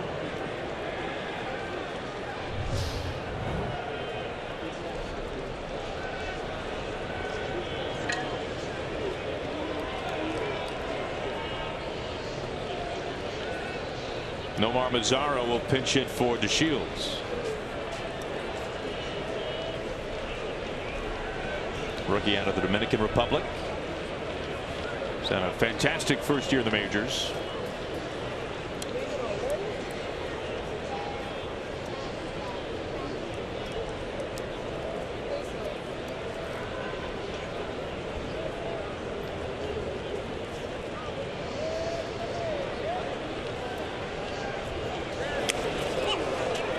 Off his foot.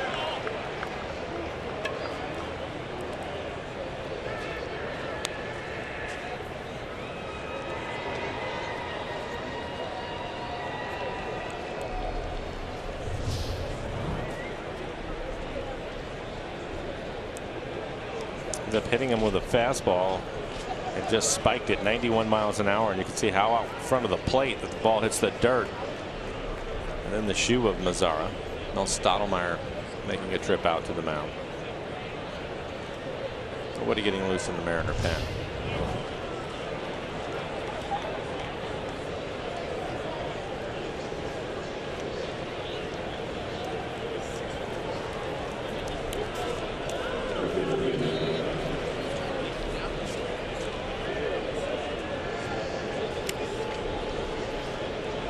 Three runs have crossed home for the Rangers here this 5th inning. They've got runners at first and second now for Ian Desmond.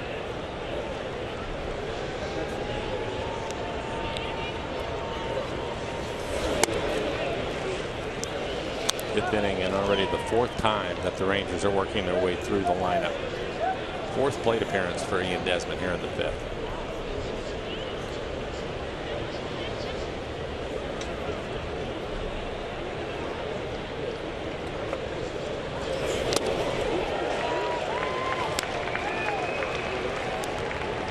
Desmond winning multiple Silver Slugger awards in the National League as the Nationals shortstop.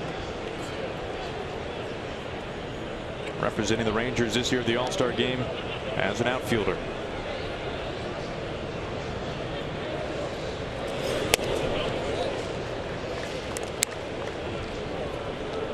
Talking earlier about him being a 20-20 player this year, 20 home runs, 20 steals. There's only 5 others right now. And 3 of the 6 in total are in the American League West. Trout and Altuve are the other 2 in the division. High to left center. Martin having a chase, and he's able to flag it down to end the inning. That ends the top of the 5th. Damage done. 3 runs in.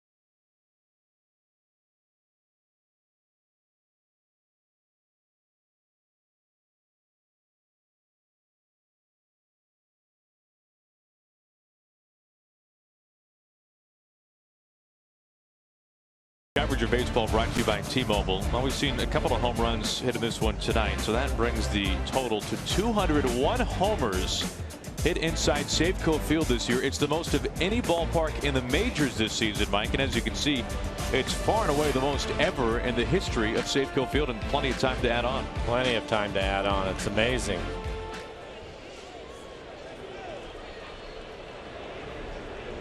Go back to 1996, 237 home runs. That was the most hit in the Kingdom. And keep in mind, just for clarification purposes, this is total home runs, so not just the Mariners, but both sides. The Mariners making a push at that. Here's Cano. He homered yesterday. Desmond quickly out of the track. A little leap. And out number one.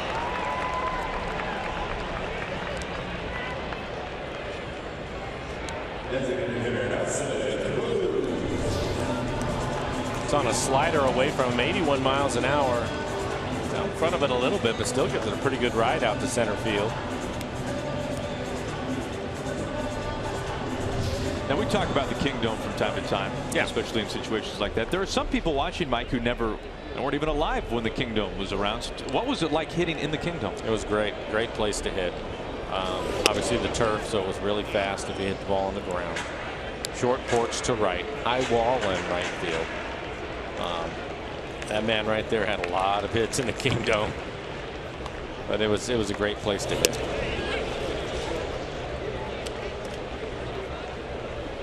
One ball and one strike to Nelson Cruz. Helped that there were some pretty good players that were playing in that lineup. We saw Edgar, of course, Jr. spent a lot of time there. Jay.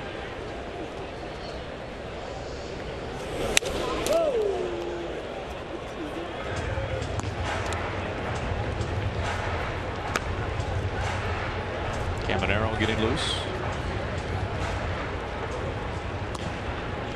Jay with multiple 40 home run seasons. In fact, 3 of them.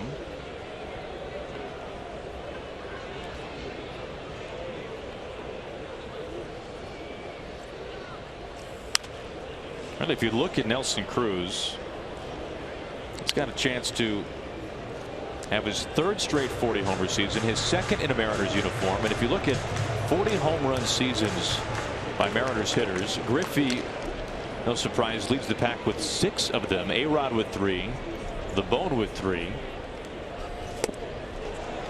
Nelson retired out number 2. How many of Junior's were actually 50? Yeah, you're right. Forget 40. Speaking of home runs, Kyle Seager walking to the plate for Kyle. In the 3rd inning, his 26th home run of the year, a 2-run home run. So he ties his career best for home runs in a season with 26. And he leads the club now with 88 RBIs.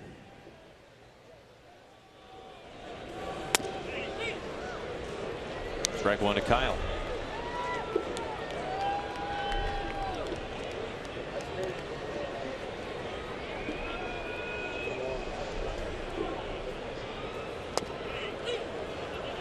Well, as if we didn't know it already, Seager ranking right up there with the best in terms of offensive third baseman in the league. He's 3rd right now in OPS among American League third basemen, trailing just Josh Donaldson and Manny Machado, 2 guys who are in MVP conversations right now. And Seager experiencing his best season in terms of the slash line, average on base and slugging. All 3 of those at a career high right now.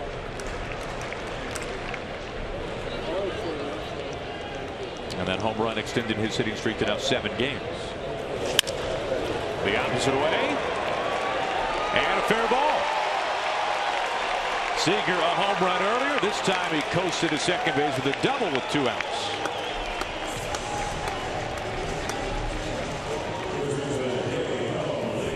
And this is just great hitting. It's a breaking ball running away from him. Try to pull it right down the line.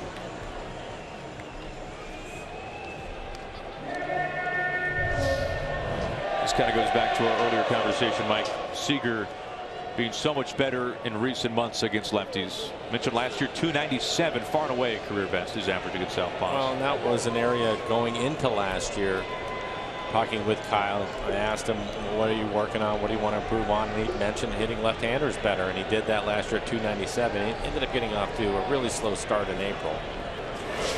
And lefties gave him a tough time. But as the year has gone on, he has gotten better and better and been able to raise what was a low average against lefties to where at least it's reasonable now. But I don't think it's an indication on how well he swung it the last 3 months against him. 26 home runs, 10 of them off of left-handed pitching. And what we just saw there from Kyle, this was something he talked about a few weeks ago, that he feels like he's improved on the most this year compared to last year when he would go the opposite way, mostly fly ball outs. This time we're seeing him go the opposite way and park him down for base hits like we just saw that double. That's something I talked to him about in spring training and asked him, because you mentioned it, Aaron, he improves every year at some aspect of his game, and he said that he felt that he could still hit for power, but he wanted to hit for a higher batting average. Well, he's doing that. Now it's 3-0 to Daeho Lee. Batting average up over 290 now for Kyle. 2 for 3 tonight. Martin on deck.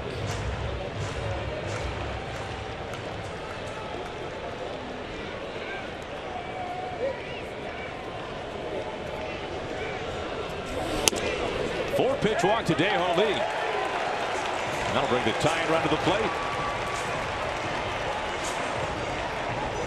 This copyrighted telecast is presented by authority of the Seattle Mariners and may not be reproduced or retransmitted in any form. The accounts and descriptions of this game may not be disseminated without the express written consent of the Seattle Mariners. As Doug Brocale comes out to pay a visit. Second walk tonight from Martin Perez. His next pitch will be 80. Nobody getting loose in the pen.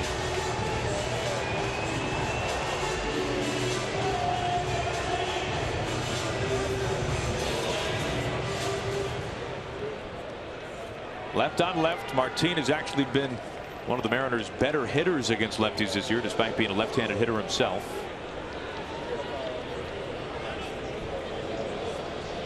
He is the tying run. Strike one.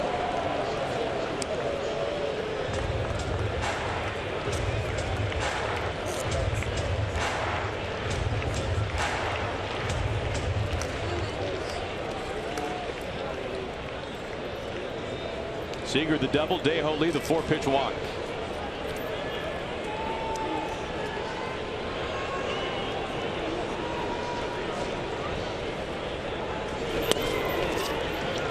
Lucroy having to hold on to that. The way he reacted to it almost looked as if he was crossed up on the pitch.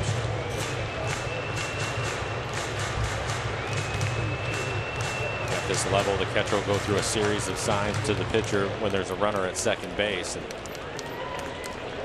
sometimes there can be a situation where they get crossed up and a pitch will get past them looking for the fastball, ends up being a slider, and that's kind of what it looked like. Shattered bat. Odor clanks it. Clanks it again. And the bases are loaded.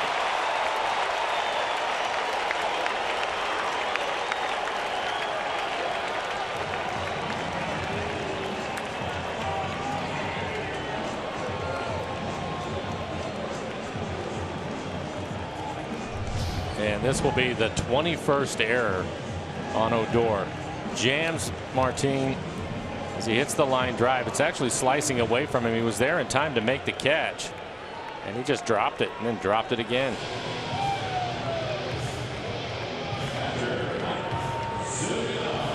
Odor, for all of his offensive capabilities this year, has significantly more errors than he has walks. Less than 20 walks on the year. So the bases are now loaded. The go-ahead run is at the plate in Mike Zunino.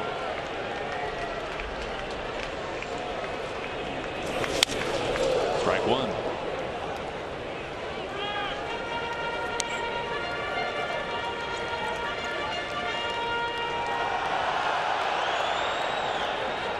Lucroy out for a visit. Keona Kella warming up inside the bullpen. Hard throwing righty.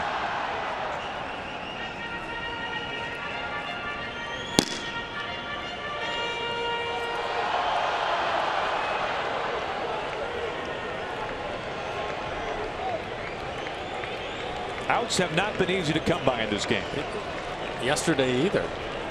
Two strange ball games. 4-game series. We'll see what happens the rest of the way. 1-1.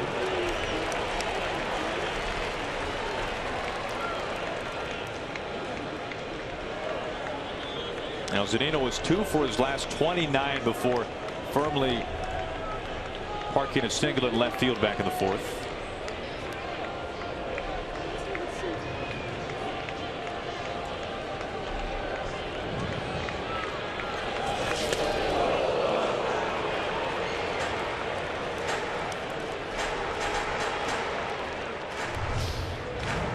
Gets him to swing right over the top of this breaking ball at 83 miles an hour. That's the slider.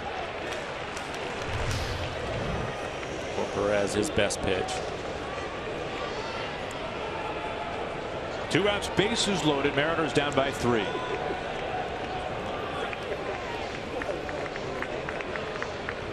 The 1-2. And play, Andrews to Odor. And that will end the Mariners' 5th. They leave him loaded. We go to the 6th.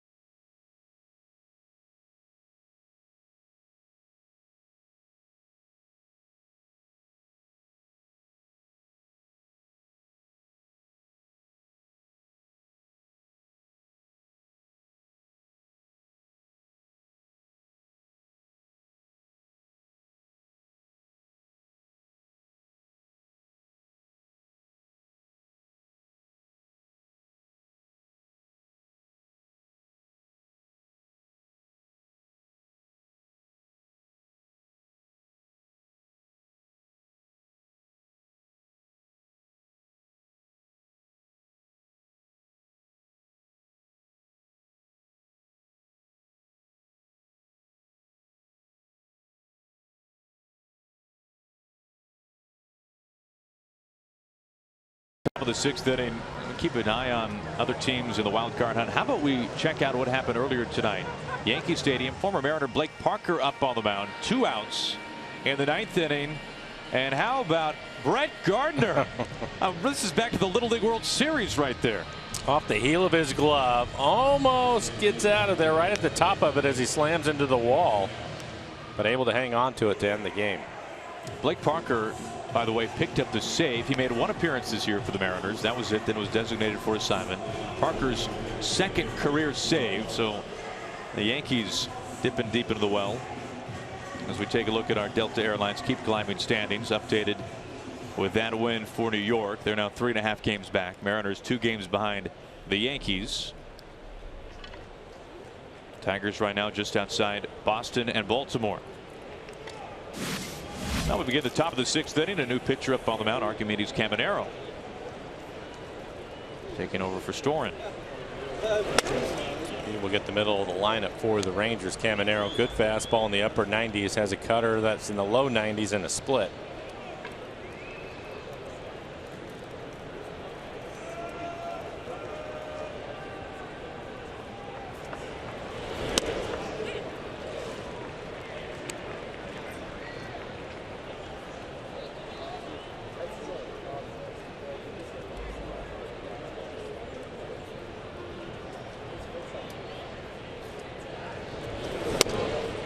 Missing inside, 99 miles an hour, 2-1.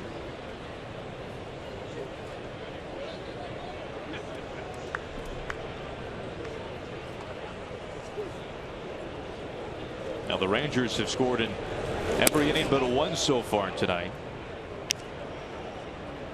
They've knocked around 6 doubles. They have 1 home run. That was Lucroy's blast to make it 6-4 in the 5th inning. They added another run since then. Seager was over in the shift. He's got a long way to run for it, but it won't matter. Well, on the track.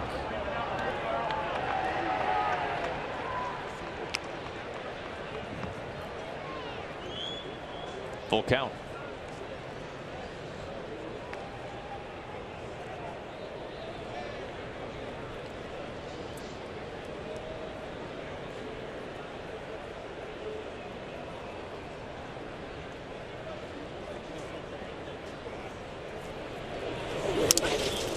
Missing badly.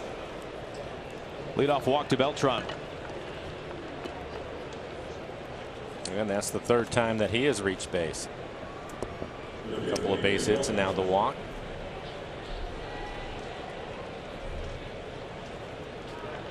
Well, school is back in session, and so is college night at Safeco Field. Join us Friday, September 16th, where students with a college ID can pick up tickets for only $12. Plus, they'll enjoy extended happy hour. You can visit mariners.com/college for tickets. Taking on the Astros.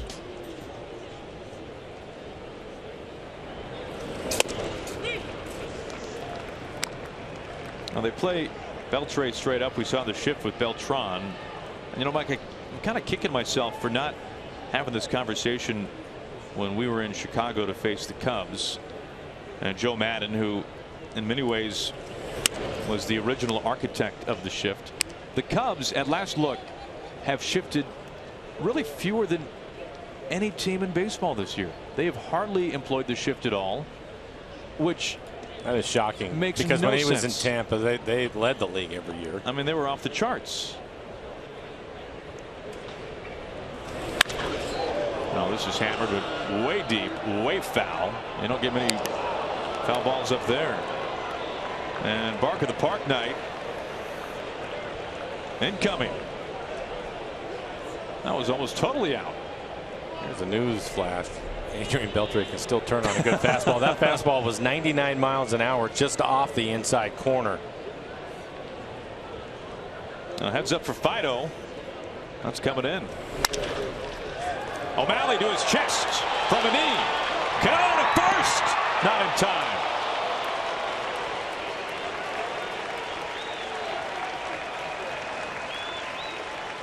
Nice stop by O'Malley. May have had a chance to turn it. Great catch. A little bit of trouble getting the handle on it right away, and then the throw was low. Good adjustment by Cano, but wasn't able to get a whole lot on it.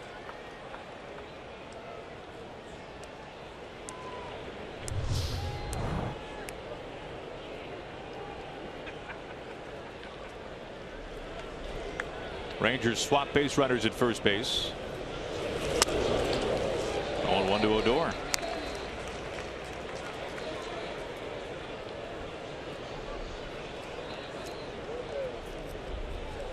A single back in the first inning for the Rangers second baseman.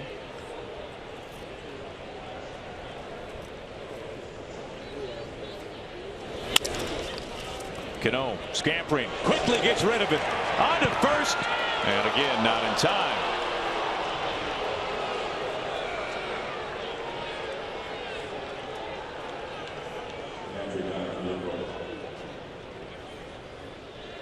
Two outs and a new runner at first base.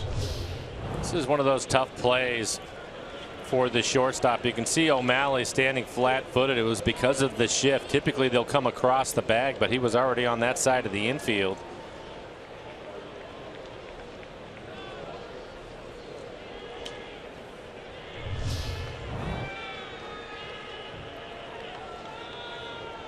Last time Lucroy was up, he smashed a 2-run homer out to left center field.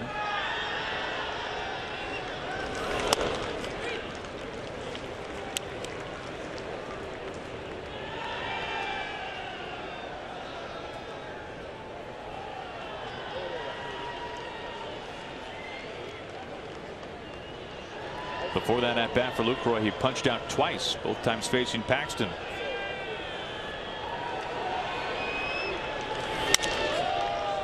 Slicing foul to make it 0-2. Caminero is throwing hard tonight. He's hit 99 a number of times.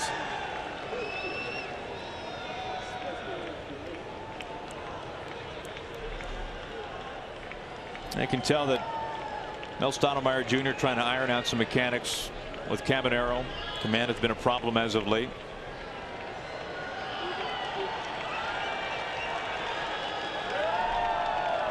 There goes Odor. Swing and a miss for strike 3. Lucroy quickly disposed of. He strikes out for the 3rd time. Rangers are held off the board at the top of the 6th. We go to the home half.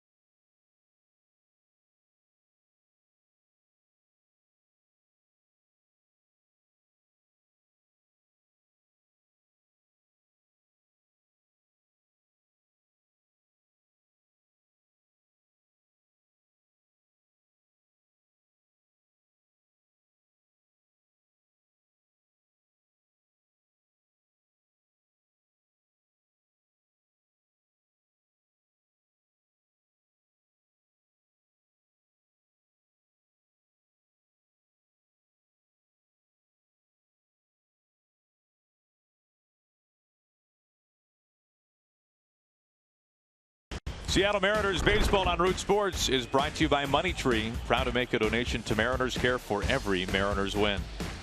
By Jack in the Box, taste the all-new Jack's Brewhouse Bacon Burger today at Jack in the Box, limited time only at participating restaurants.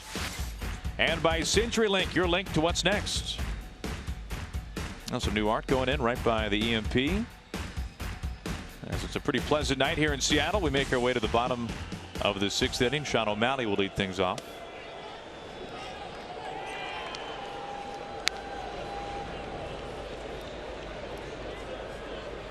Well, the Mariners have been able to get 7 hits off of Martin Perez, but they have stranded 7 base runners, including leaving the bases loaded in the last inning. Keone Keller continuing to warm.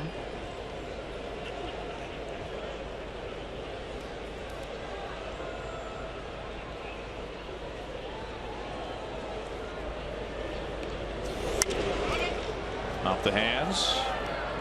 A flare, foul. Close call. Meanwhile, Mike, maybe kind of quietly, this is O'Malley's first game this month.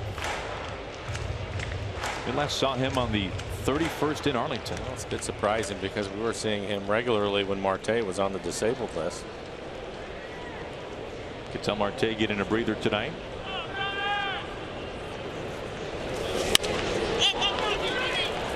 Odor chasing over by the line. So is Moreland. Odor almost overran it.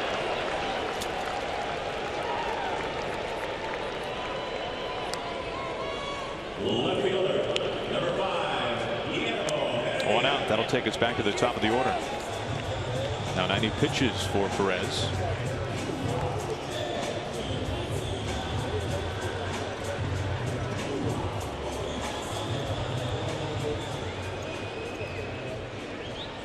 Reddy has had a good night. Walk, ended up scoring a run, doubled to drive in a run. His last time up he hit the ball hard. Unfortunately, it was right at the second baseman Odor. Looks at strike 1.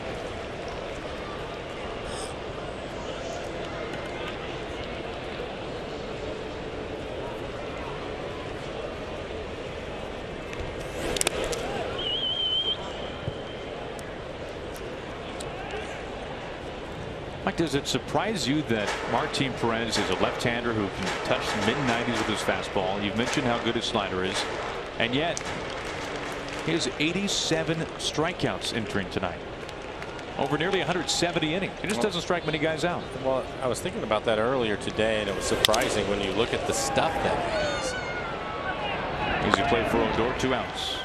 But I mentioned it too with him. He's one of the better ground ball pitchers in the American League.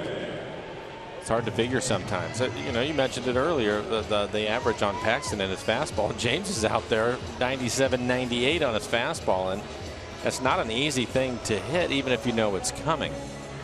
But it's the way it works in the game sometimes. I mean, for James tonight, ended up with 8 strikeouts, and he had a plus fastball. But at times, if it's out over the plate, these guys can do something with it. 2 up, 2 down. It brings in Gutierrez. They have the shift on.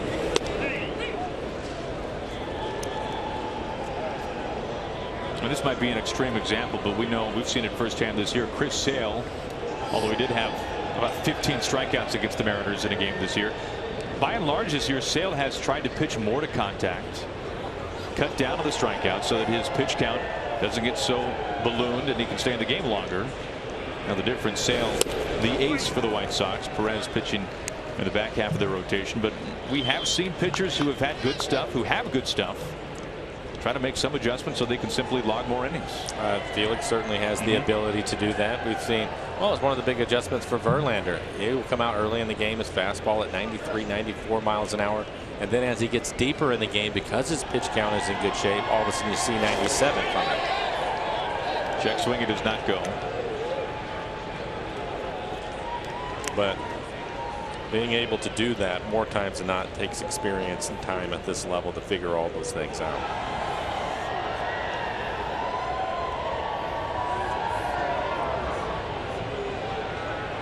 Mariners have not scored since the 3rd. In fact, they scored in each of the first 3 innings.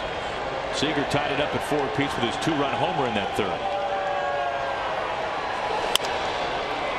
Odor swung over in the shift. He's been busy.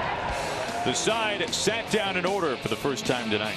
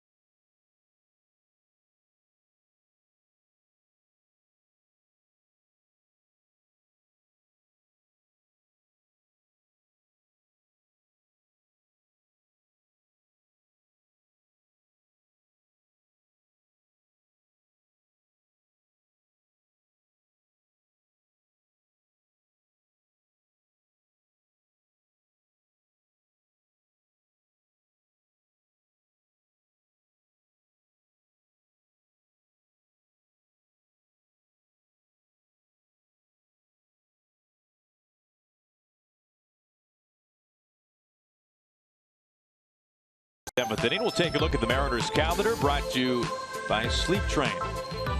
Mariners right now in the midst of this 4-game series against the Texas Rangers.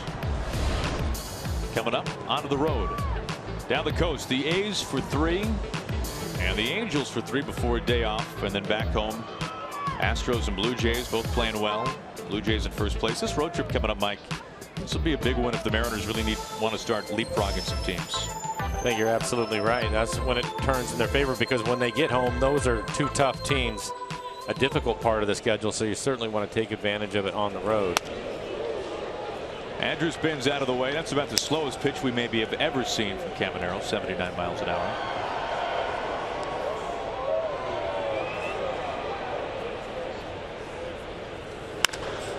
This is crushed, destroyed, and Elvis Andrus goes second deck. That looks more like almost anybody else in this Rangers lineup. My goodness. Andrus, not exactly a home run hitter, number 5.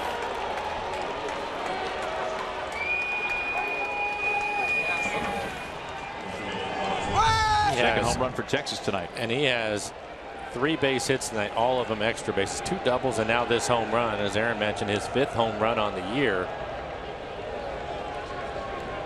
He scored 3 runs.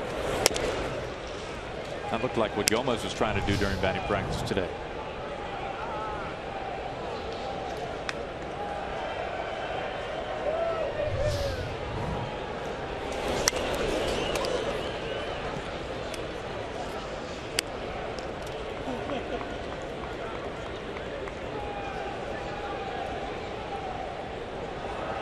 One ball and 1 strike to Gomez.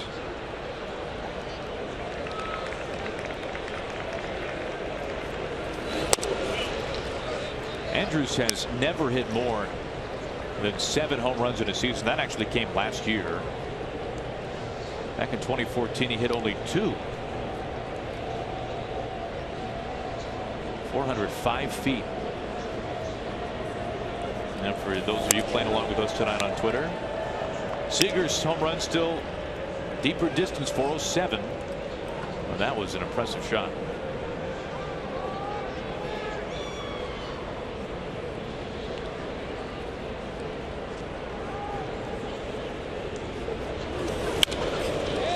Full count to Carlos Gomez. Jake Diekman getting loose in the Rangers bullpen, so the Mariners going to see the hard throwing left-hander. There he is. Looks like he's ready to go.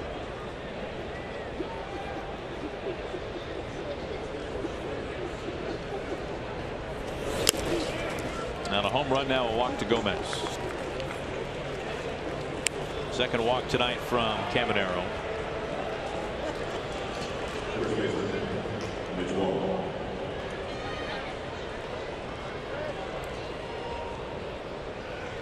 And that will bring up Mitch Moreland.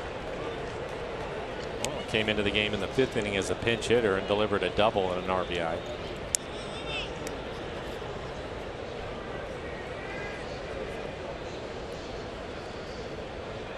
And Mike, we just looked at the calendar, looked at the schedule. There's no day off for the Mariners before the road trip starts beginning on Friday in Oakland.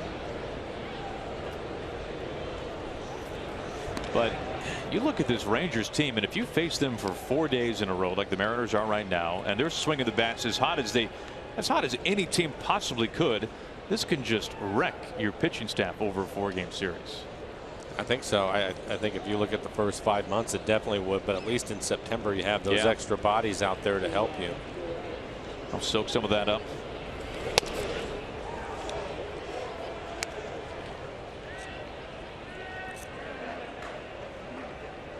Well, a happy 100th to Vernon, who was honored on the field earlier tonight in between innings.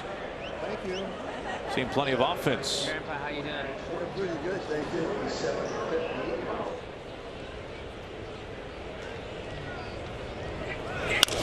There goes Gomez. Cano lip of the grass and a short toss. Gomez into second base. 1 out.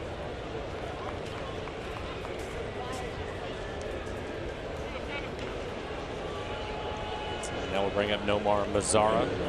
Also came on as a pinch hitter in the 5th inning and ended up getting hit with the first pitch. As David Rollins gets loose in the Mariner pen.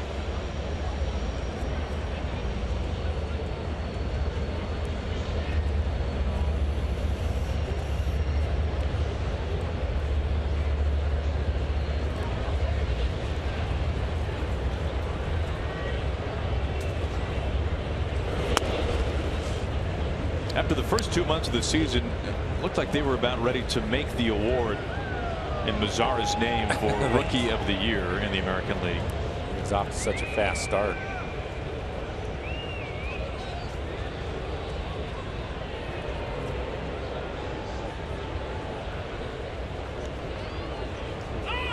Time call. That's some talk of Michael Fulmer, the rookie starting pitcher for the Tigers. We've seen Fulmer a couple of times this year.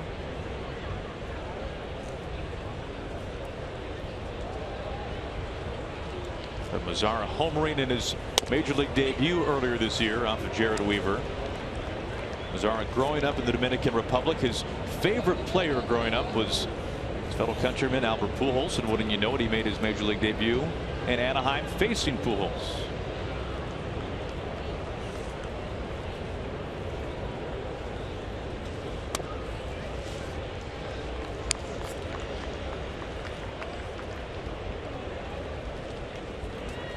Caminero approaching 30 pitches.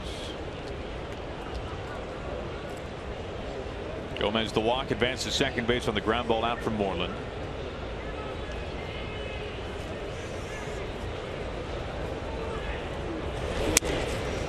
There really has not been an easy inning tonight for Mariners pitching. Paxton faced the minimum in the fourth, but that was it. As Desmond looms on deck and Rollins stirs in the bullpen. We were talking about it earlier in the game, Aaron. With the additions that they've had to this lineup, the length of it now is brutally. It's unreal. Yeah, it's tough to work your way through it. There are no breaks.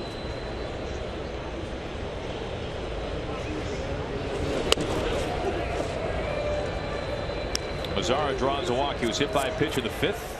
Walks here in the seventh.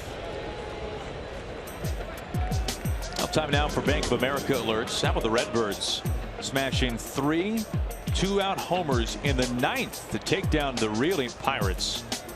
They've dropped 8 in a row, and some history with those home runs for St. Louis. They have now homered in 25 straight games. That matches a National League record set earlier this year by all teams, the Padres. So if they homer tomorrow, it would be their 26th. It would equal the longest streak in Major League history from these Rangers back in 2002.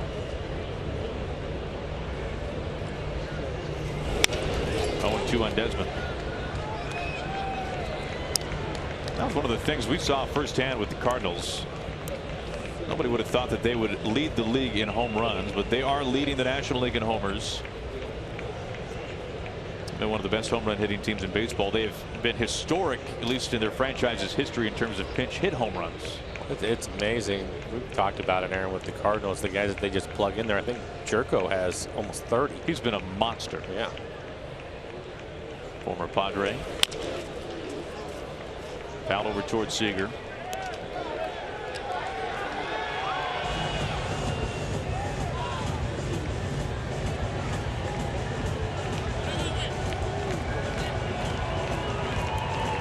Jerko with 26 home runs, 10 more than his previous career high. Yeah.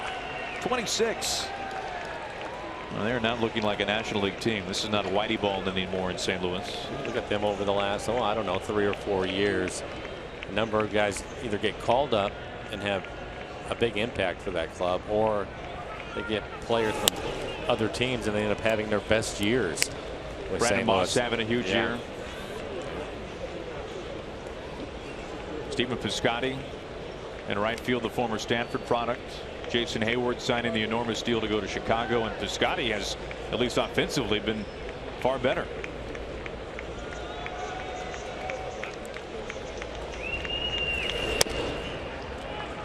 Two and two. Caminero really struggling with the strike zone. 35 pitches, 18 strikes.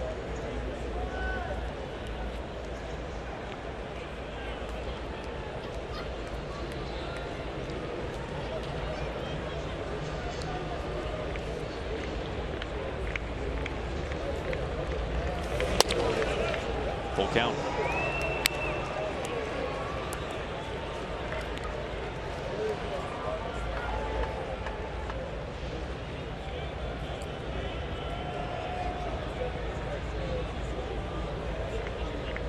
Now Caminero at risk of walking his 4th batter with Beltran waiting.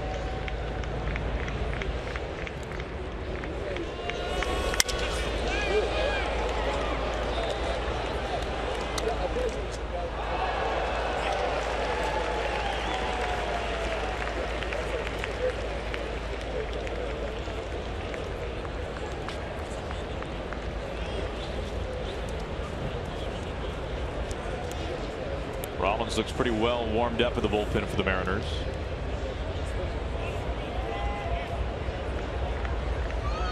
Alongside Mike Hampton. 1 out, 2 on, both reaching on ball 4.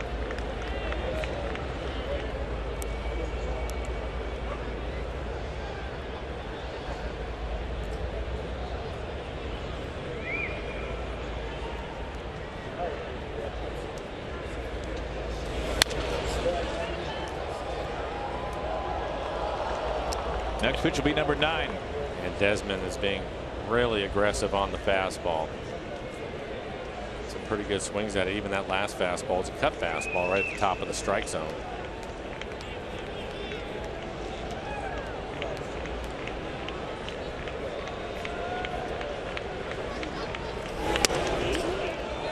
Fourth walk.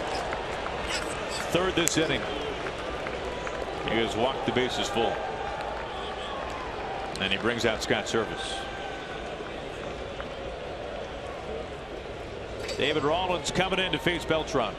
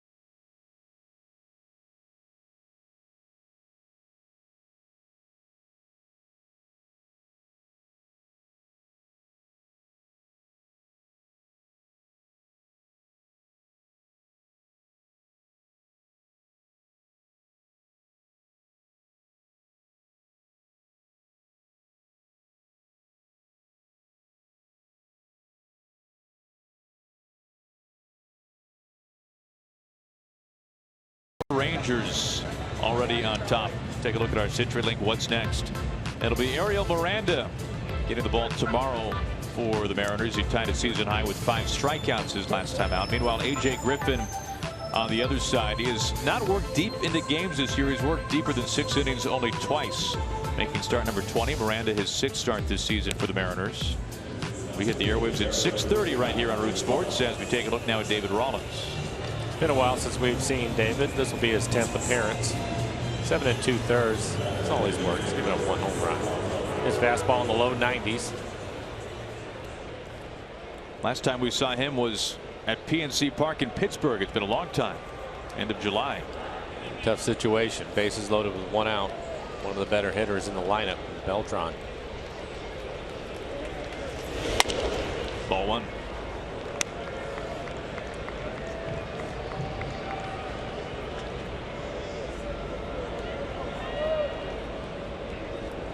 Every runner reached on a walk.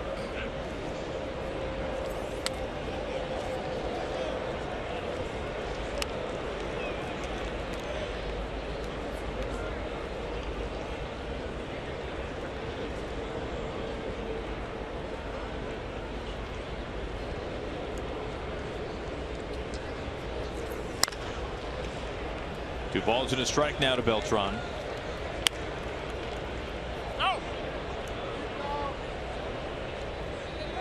Overall, good numbers for Rollins.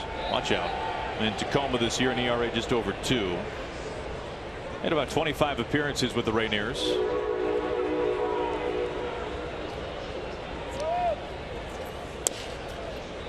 And now 3-1 with the bases full.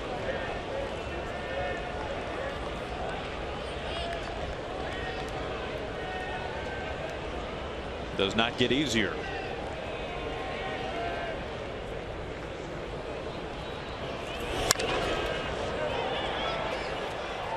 O'Malley going out. Here comes Heredia charging in. He makes the catch. Gomez tags and gets back to the bag. Much needed second out.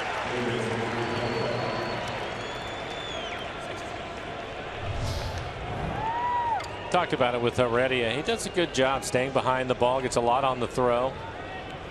It's a pretty good arm, above average, I would say.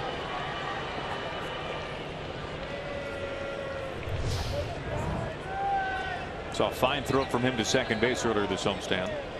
The nab a runner. Base is still loaded. 2 down for Beltre.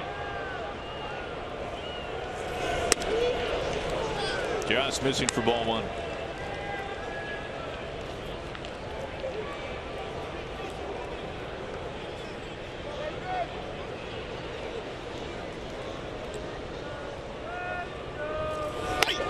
Comes in and just barely misses him.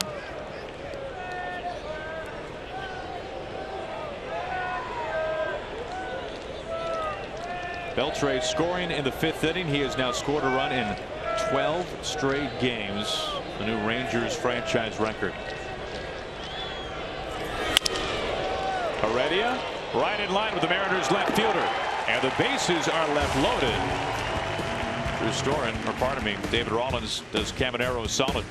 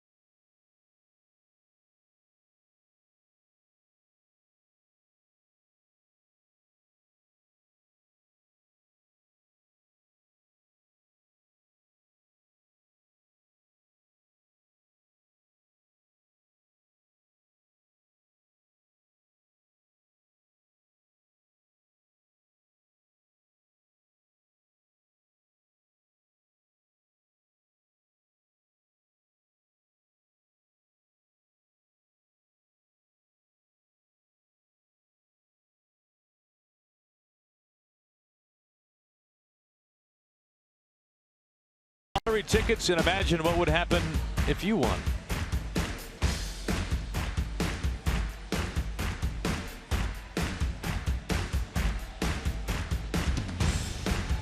David Rollins able to leave the bases loaded in the top half of the inning. See Jake Diekman taking over for Texas. This will be his 58th appearance on the year. Hard throwing left-hander. His fastball will be in the upper 90s. Hard slider. 52 strikeouts over 47 1/3. A good number for him. And for Martin Perez, 6 innings, 7 hits, 4 runs, 2 of them earned. A couple of walks, 3 strikeouts. He threw 97 pitches. To your point, Aaron, you were talking about earlier, just 3 strikeouts for him on the evening. Kind of in line with his season numbers.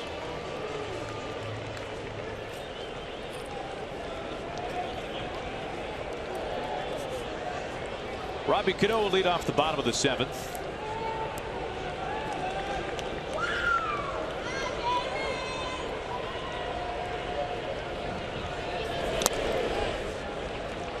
Looking at ball 1. Cano trying to extend a 9-game hitting streak. He flew out to the warning track in center field back in the 5th.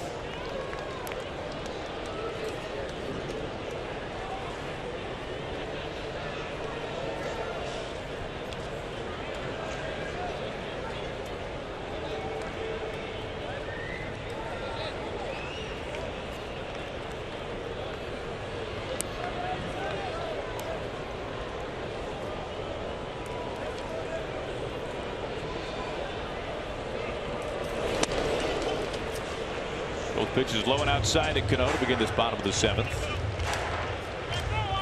I saw Lucroy almost go out to the mound after that first pitch, and now he goes out after the second.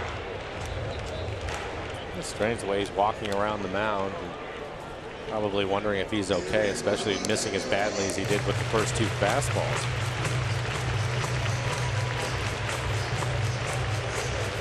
And we're used to seeing his fastball 97, 98. The first fastball he threw was 95.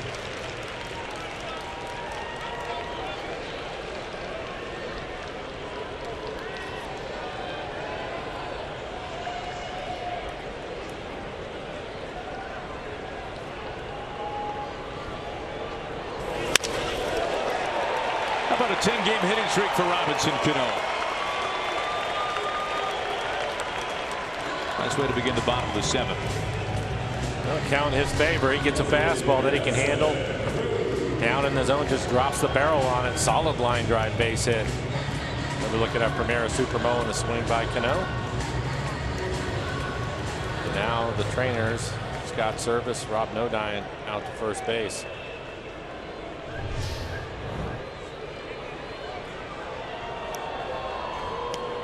Marte quickly out of the dugout.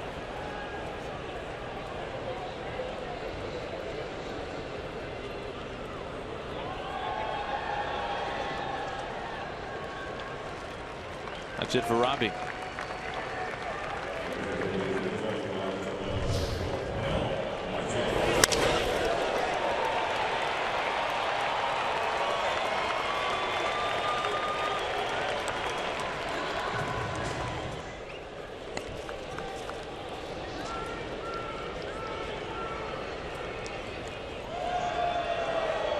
Break this one down, Mike. I'm not seeing anything. Didn't see anything either. It seemed it's the way he was moving his foot around after everybody was out there that maybe something with his calf. Healthy swing and a miss from Nelson Cruz. He was smiling at first base for what it's worth. As Marte takes over. He's been smiling a lot this year for good reason. Didn't appear to be in any pain, but we'll find out post game. On a line, shot to right, and it's over Mazara's glove. Marte quickly pedaling to third. He'll get held there. Nelson Cruz, and with a double.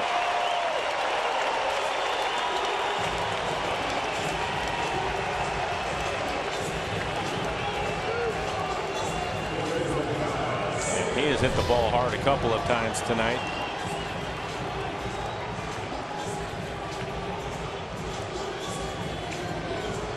Almost wonder if Mazara lost it in the lights when he was going back. It looked like he was in position to make the catch, and then he just missed it. Yeah. Brings out Doug Brocail, the pitching coach. With that double will give Kyle Seager an opportunity to add to his RBI total. Kyle's driven in a couple of runs so far tonight on a home run. It was his 26th home run. Now 88 RBIs. Third time warming tonight, Keone Kela.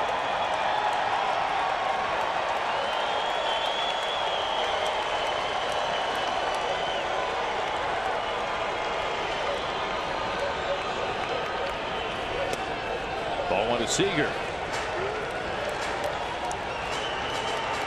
Marte pinch running for Cano at third base.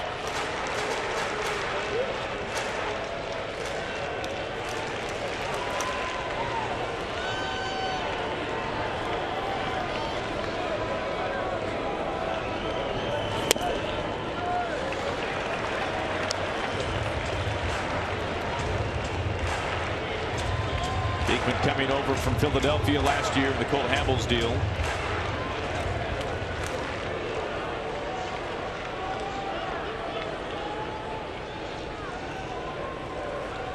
Has 2 on behind him.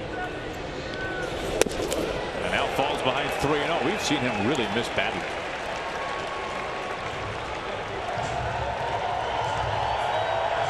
Dave Lee on deck. And missing badly with his fastball.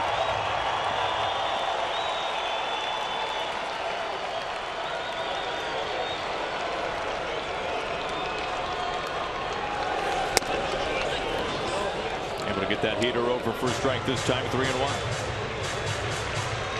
Now we've been talking about Seager's abilities versus lefties recently. Of course, that's all there's been up on the mound tonight for Texas.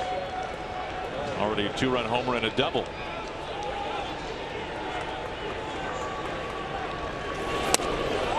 The bases are loaded. And Dae-Ho Lee strolls to the batter's box, representing the tying run as Jeff Bannister makes a trip out to the mound. This has been a short night, and not a very good one for Jake Diekman. Hard throwing righty Keone Kela coming in for Texas.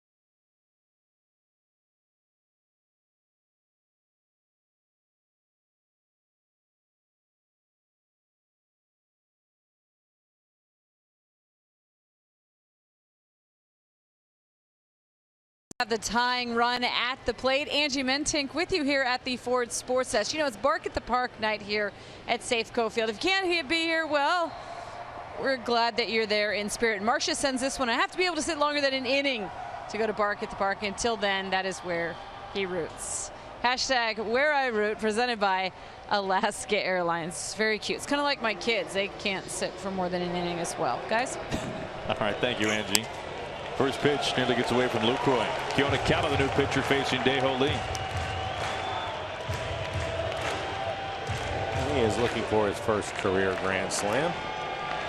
Well, Kela, 26 appearances on the year. High ERA. Good fastball. His average fastball at 96 miles an hour. Also has a curveball and a changeup. Missing with 96. July 31st was the last time Dae-Ho Lee hit a home run. The bases loaded. Marte running for Cano at third base. Cruz at second. Seager at first.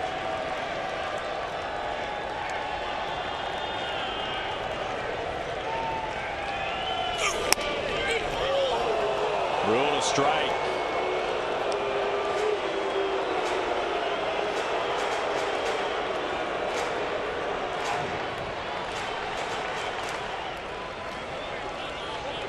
Dae-Ho is the tying run, but a chance to put a big dent into this 4-run lead for the Rangers.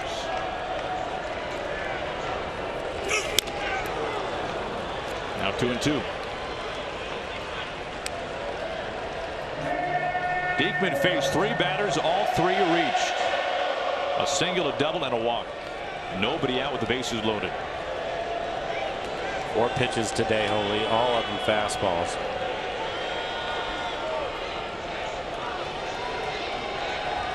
You know he loves that curve. Back with the heat and a full count. Martin on deck.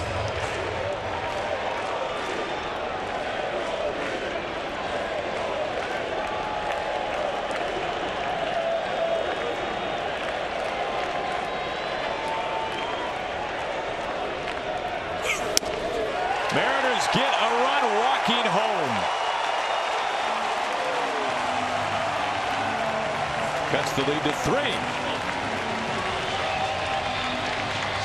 There you go. Back-to-back walks.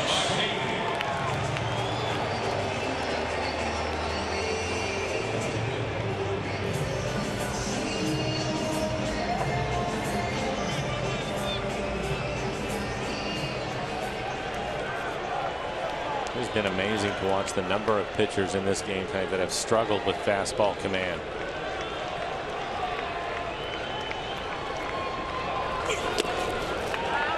There's a heater that was buried in the dirt. 7 pitches, just 2 strikes, and he is throwing nothing but fastballs, just struggling.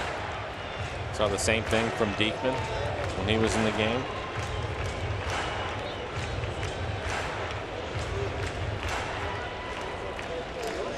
Update the runners for you. Nelson Cruz now at third base. Seager talking things over at second. Lead has picked up an RBI on ball 4.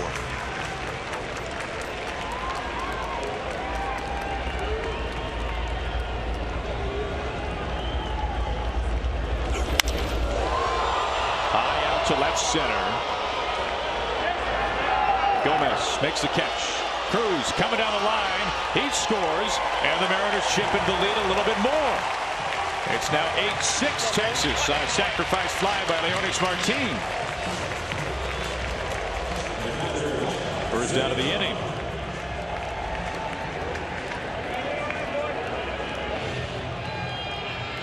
Now Matt Bush warming up.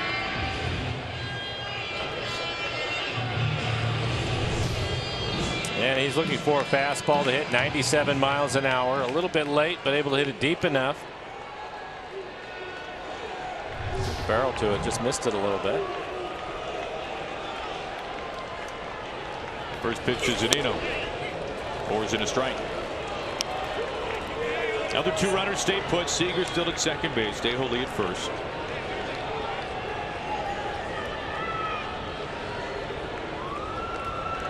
Zunino the go-ahead run. 0-2.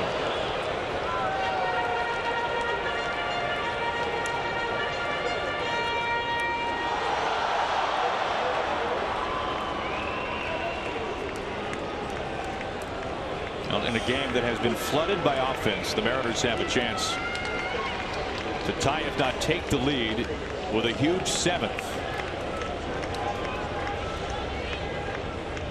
The 0-2. Badly spiked in. There's the curve.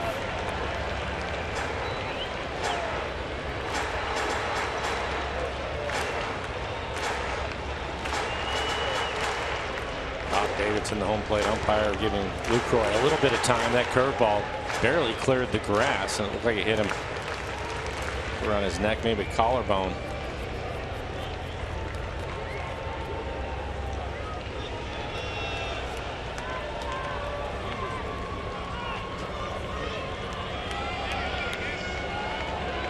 If anybody would understand that, it's Zunino. 1 out, 2 on. Count is 1-2. Zunino tried to hold back. 2 outs.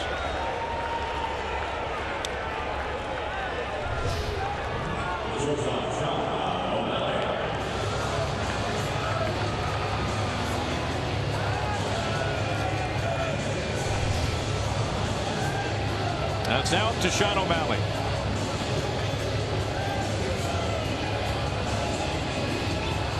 This was a bullpen for the Rangers that during the offseason we thought would be maybe the most invincible bullpen in the league. And it really was. It looked like it would be the super bullpen. The numbers would prove otherwise. And well, your eye test would also agree with that. They have tremendous arms out there. Everybody that they have out there is going to be 95 plus. But you still have to command the strike zone, and that's where the issues have been. 2 outs, 2 on for O'Malley. 97 for strike 1.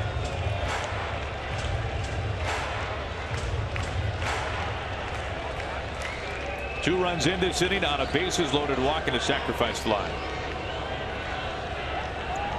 0-2.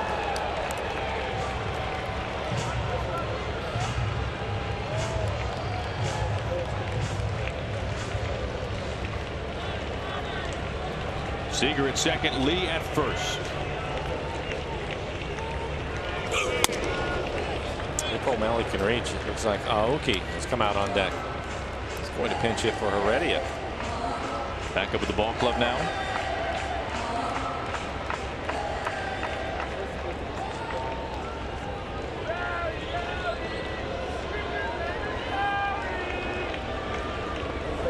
Now the 1-2. Soft pop up. Easy play for Andrews. And the Mariners strand a couple, but they get 2. We're through 7 innings. This has been all about the offense so far. 8-6 Texas.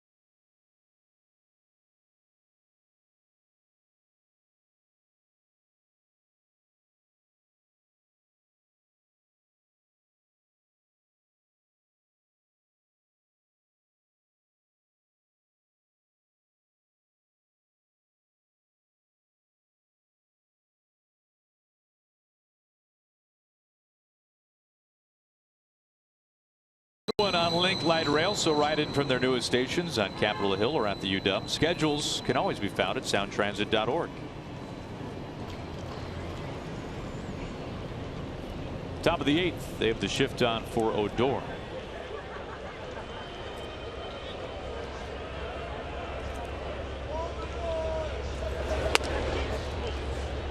Some changes defensively for the Mariners. Ketel Marte, who pinch ran for Cano, is still in the game at shortstop. Meanwhile, O'Malley moves over to second base. 1-1.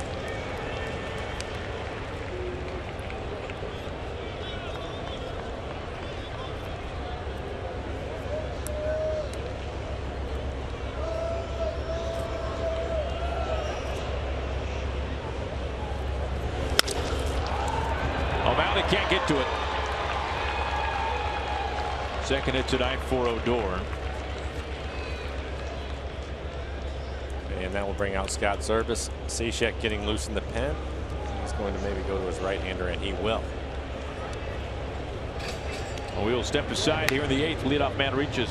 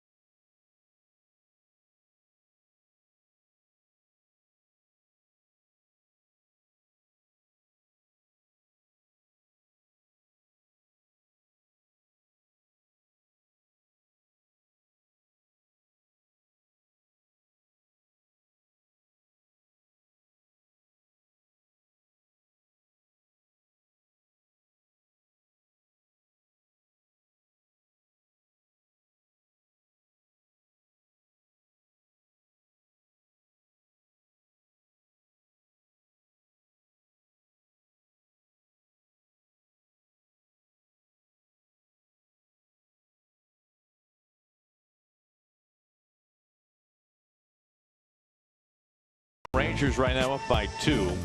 Celebrate Oktoberfest at Safeco Field on Saturday, October 1st. Tickets are $30 and include a commemorative Stein and drink voucher, plus festive beers will be on tap throughout the game.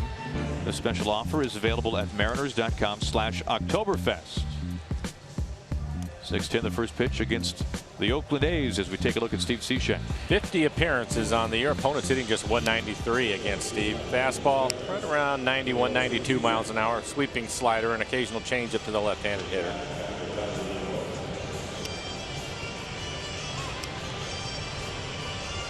Fourth reliever used tonight by manager Scott Service in back of James Paxton. Paxton worked 4 1/3 innings. He threw 103 pitches. And although he struck out 8 Rangers hitters, he did give up 6 runs, albeit just 4 earned. There is Lucroy, who has had a boom or bust night, to say the least. He struck out 3 times. He's also punished a 2-run homer. That broke a 4-4 tie in the 5th inning.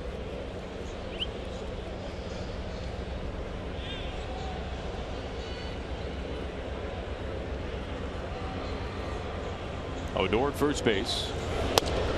As Cishek starts things off with strike 1. Steve, the 4th reliever for the Mariners tonight.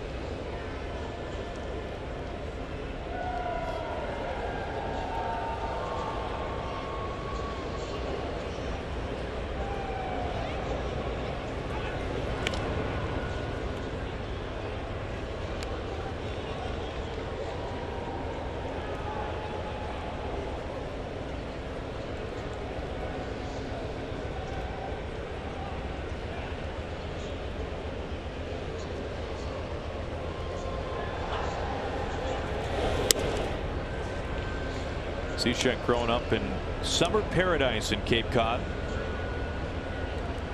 Tough to beat that in the summer months. Big Red Sox fan growing up, as you can imagine. Said he wanted to pattern the delivery of Pedro Martinez and Mark Lowe. And this is what he came up with. Told us a story in spring training that he had never seen himself on video until he got to college, and he said, "What?" That's what it looks like. So a unique blend of deliveries, to say the least, has spit out even a more unique blend of deliveries with what we've seen for Cishek.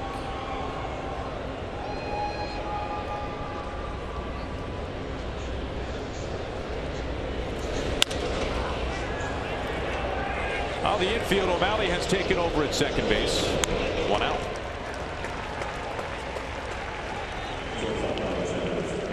That Venditti getting loose in the Mariner pen.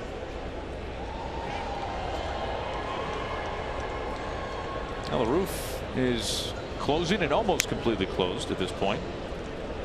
Must be some weather in the area.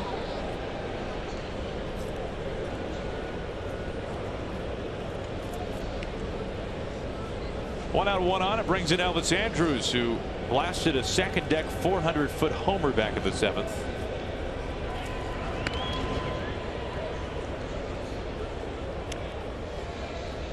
And here it is. And he turns on a pretty good fastball as he hits it into the upper deck. You can hit the ball that far, Aaron. You have to wonder why he has just 5 home runs on the year. Pretty good slider.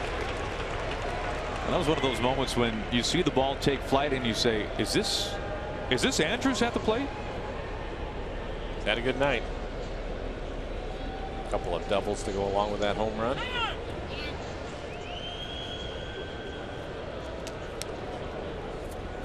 There's the switch pitcher.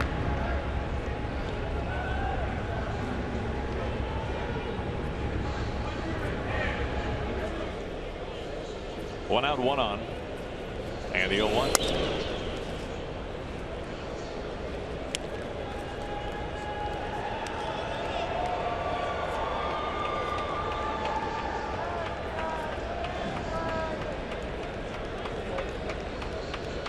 Odor leadoff single into right field.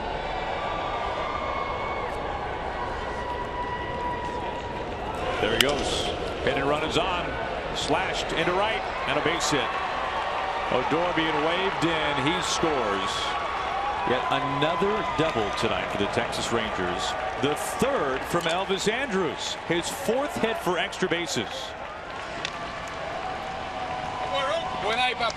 It's an amazing night. And putting Odor in motion on the pitch. He scores easily. A little slider away from him. And he just slices it down into the corner. 4 extra base hits. His second RBI. He's also scored 3 runs tonight.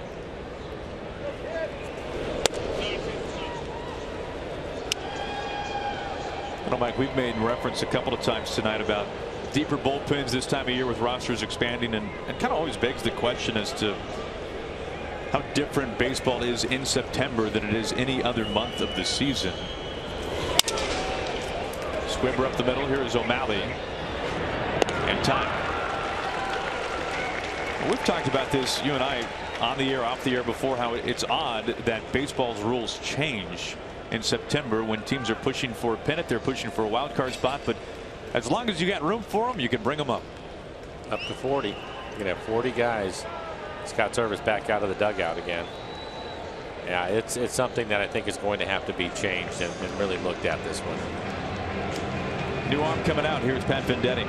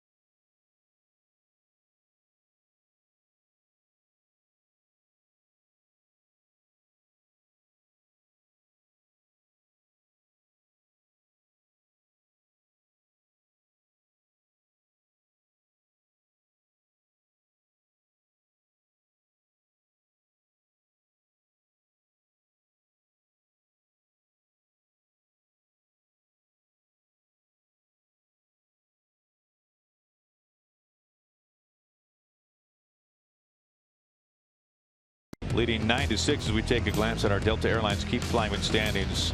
Oh, the Red Sox just going final in San Diego. They win 5-1. Meanwhile, earlier tonight, the Blue Jays losing to the Yankees.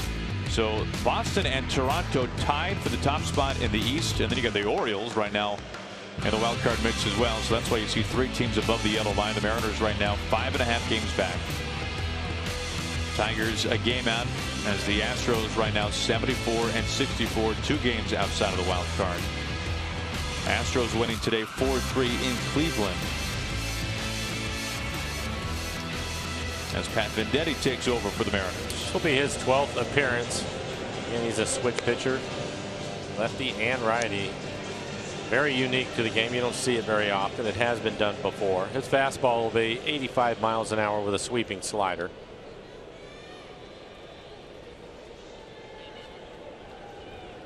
For Andrus, his second career game with 3 doubles. This is by far his best game in terms of total bases in his career. 3 doubles, the homer. Here's Moreland. Moreland came on as a pinch hitter in the 5th. Doubled in a run.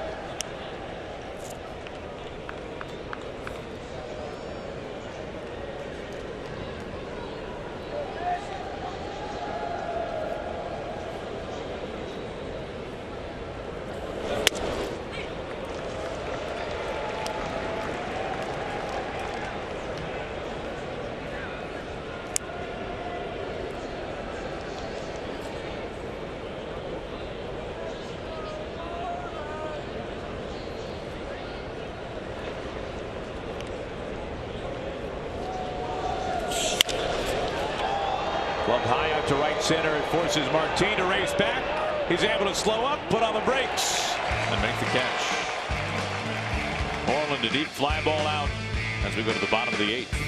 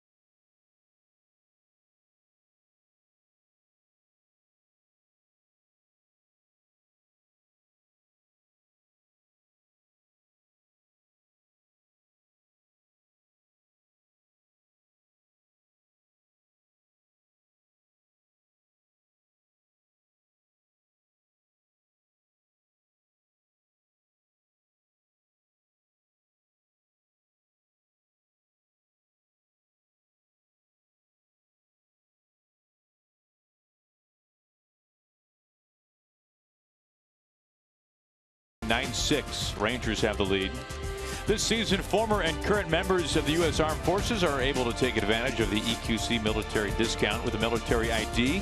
You'll receive 10% off select seats at nearly every home game. Tickets are available only at the Safeco Field box office.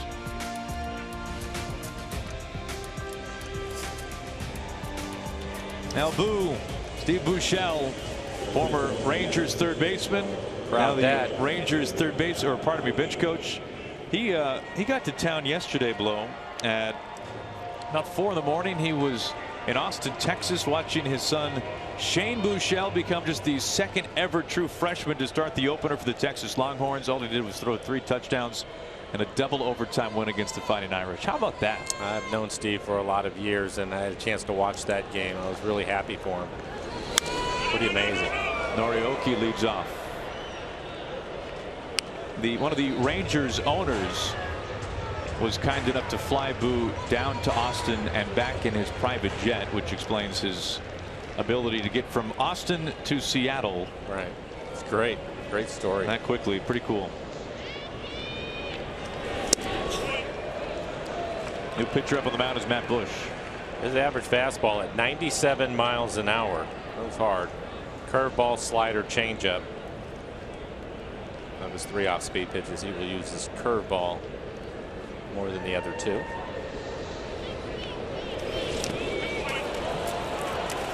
Lucroy completes it.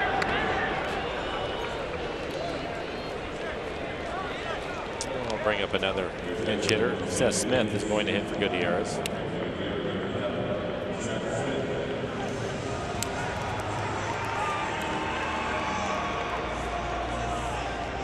We have 2 catchers, Sucre and Iannetta, on the bench. Gamble and Lind available.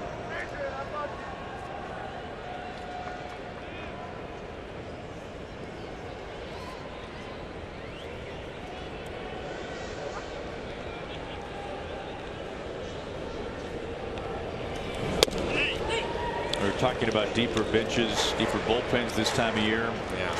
That brings up the idea of, it's been floated around before, about declaring a roster before every game. Now, Jerry Dipoto is in favor of having your 4 starting pitchers who are not, of course, pitching in that game. Pitchers who are down that day be taken off the roster for that day and opening up 4 spots for either another arm of the bullpen or a guy on the bench. The thing I was happy to hear Jerry talk about when you and I both were talking to him the other day, and that is to put some sort of limit on it, because you and I have talked, Darren, it just seems unfair, unusual, depending on what you have in your organization and what you want to do, because you can expand your bench or your bullpen. But whatever you want it to look like now, when you play 5 months of the season to get to this point, you have all these races going on, and then you can really change the way your team looks, how you manage it, what you're going to do. So I'm in favor of something along those lines. Still 0-2. I think one of the follow-up questions to that is, do you want to keep the roster at 25? Say that your 4 starting pitchers who aren't throwing that night are off the roster, but keep it at 25, or do you expand it even further to a 28-man roster or whatever it might be? I like the idea of keeping it at 25, but you lose those 4 starting pitchers, and now you can play mix and match of that combination of 4 with the bullpen or the bench. But at least there's some sort of limit to it. Right. Yes. I would agree with that. You look at the NFL, 53-man roster, 46 active on each Sunday. I think it's important in a lot of organizations, especially organizations that maybe are having a so-so year to a bad year, and they want to call up a bunch of young kids to get them some experience and exposure to the major leagues. I think it's important to be able to do that, but I think you can still put those limits on it. Bring them up, have them exposed. If you decide that there's a certain matchup or a game that you want them to play in, you can make them available along with the lines that you're talking about, Aaron. If you take the 4 starters off, and you can put a number of guys in. Sure. Full count to Seth Smith. This is rocking it out to right center, absolutely hammered, and Seth Smith, the pinch hit home run here in the 8th inning.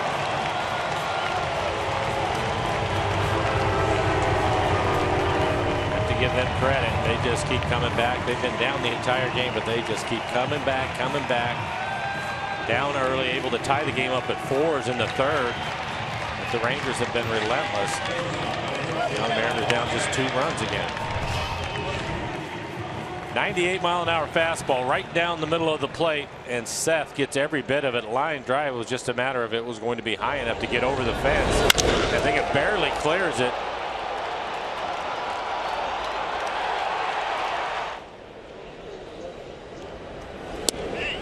Strike 1 to Marte.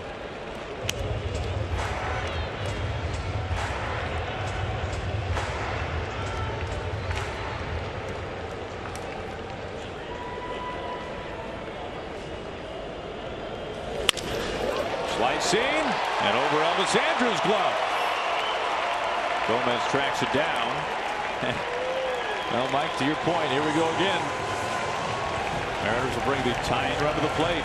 And Marte in the game because Robinson Cano, who extended his hitting streak to 10 games, was having some sort of leg issue, it looked like. So Marte came on as a pinch runner, and now he picks up a base hit, solid line drive base hit. Again, a pretty good fastball at 98 miles an hour, but in the middle of the plate, he takes advantage of it. Lucroy just going out to the mound to have a quick chat with Matt Bush about how to face Nelson Cruz, the former Ranger, representing the tying run here in the 8th inning.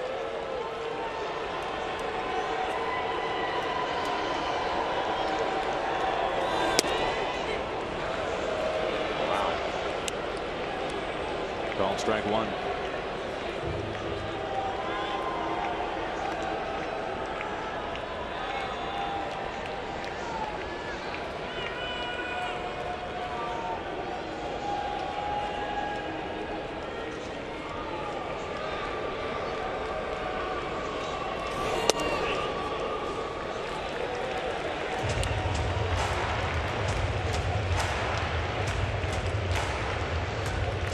Nelson with 3 home runs in his last 4 games. Edwin Diaz beginning to warm up.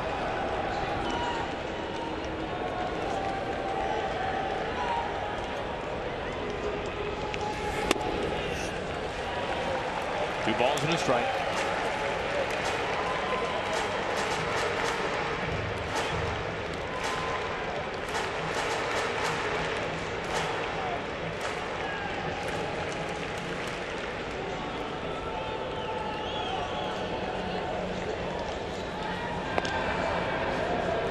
side, Ketel Marte.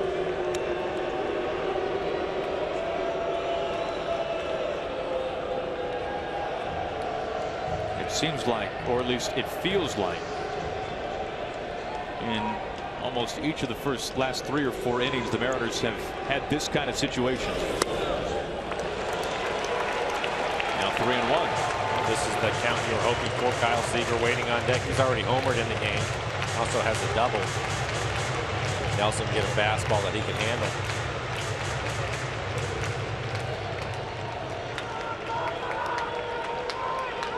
One out, 1 on, tying run at the plate. And the guy who packs the most pop. The 3-1.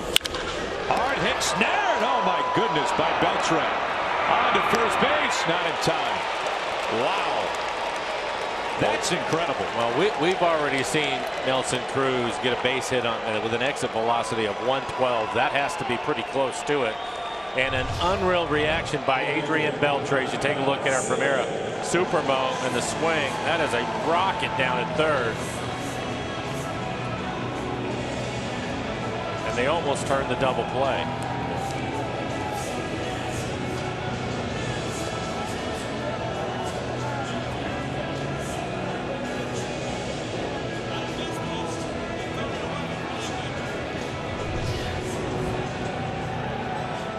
What a play. Well, he's been the best at it for a long time now.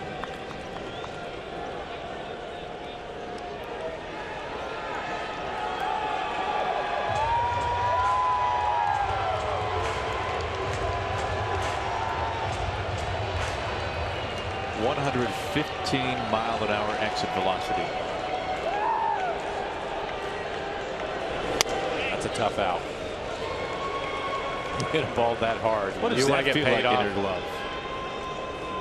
Hope it gets the webbing. That's exactly what it is. Better catch it in the webbing.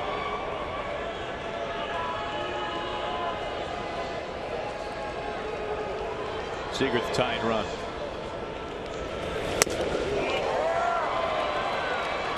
Told Stanton he didn't do a double play this year, and the exit velocity was 125 miles an hour. If you look at some of the top exit velocities in baseball every year, surprisingly it's normally on outs.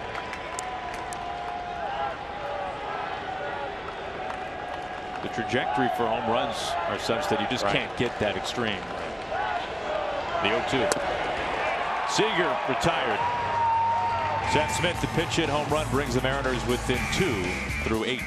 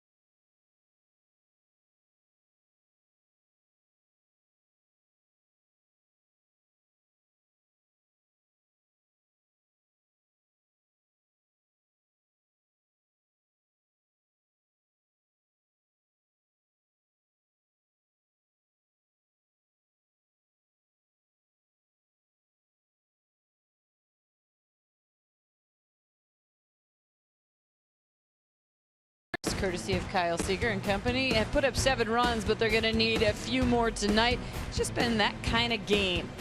Also coming up on Mariners Postgame presented by Delta Airlines, we'll give you the latest on the AL wildcard race, the answers to our Twitter Tuesday questions, and we'll also head inside the skipper's office to hear from Scott Service after this one. It's all coming up on Mariners Postgame presented by Delta Airlines. Guys, I think the outfield is looking a little different. Yeah, I'd say so. Thank you, Angie. We got some changes out there. Just saw Orioles. Pat Venditti still in the game, up on the bump, facing Nomar Mazara. Strike one.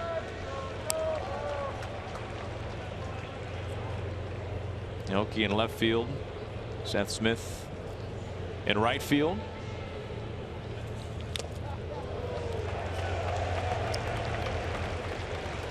A fast 0-2 count now to Mazara, who's been hit by a pitch and has also walked after taking over for Delano DeShields. Weak dribbler. Zunino lost it.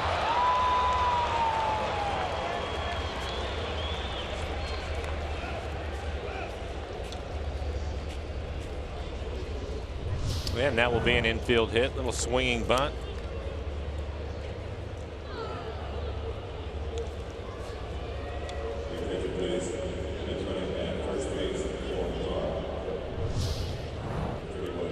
We have a pinch runner at first base, Jared Hoying.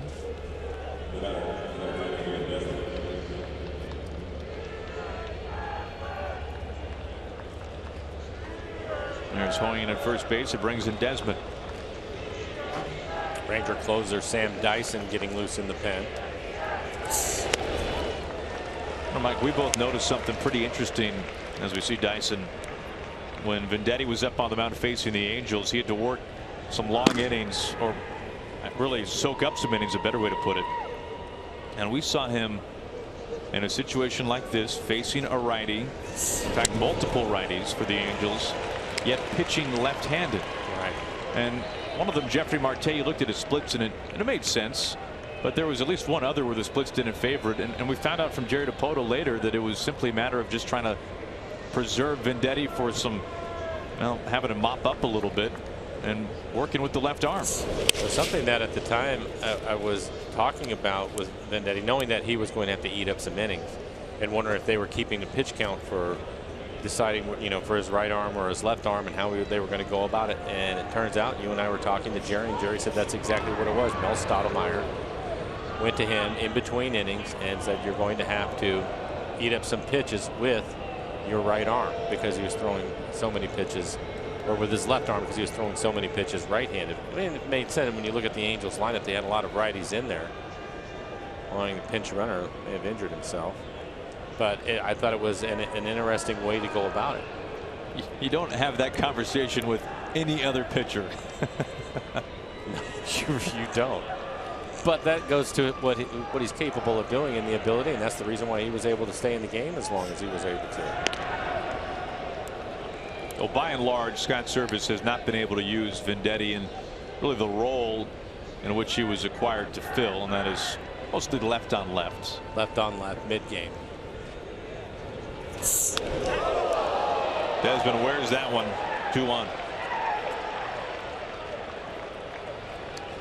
2-1, nobody out.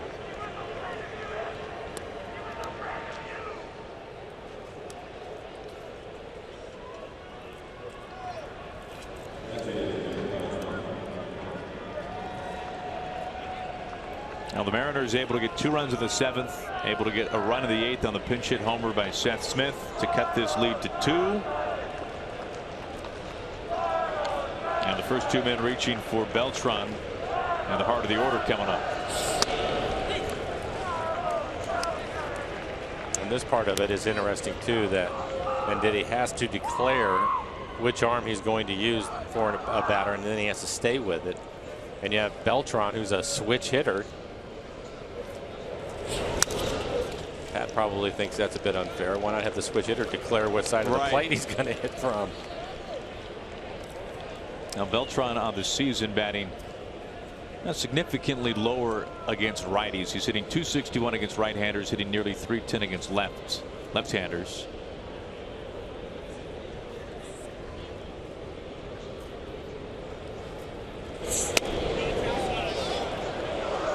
Those his numbers with the Rangers. We did see Adrian Beltre, after all, wear the helmet backwards approaching the batter's box recently when Venditti was out there.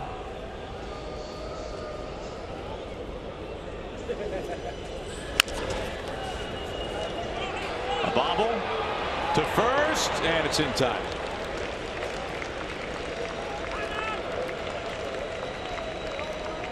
Hoying into third base.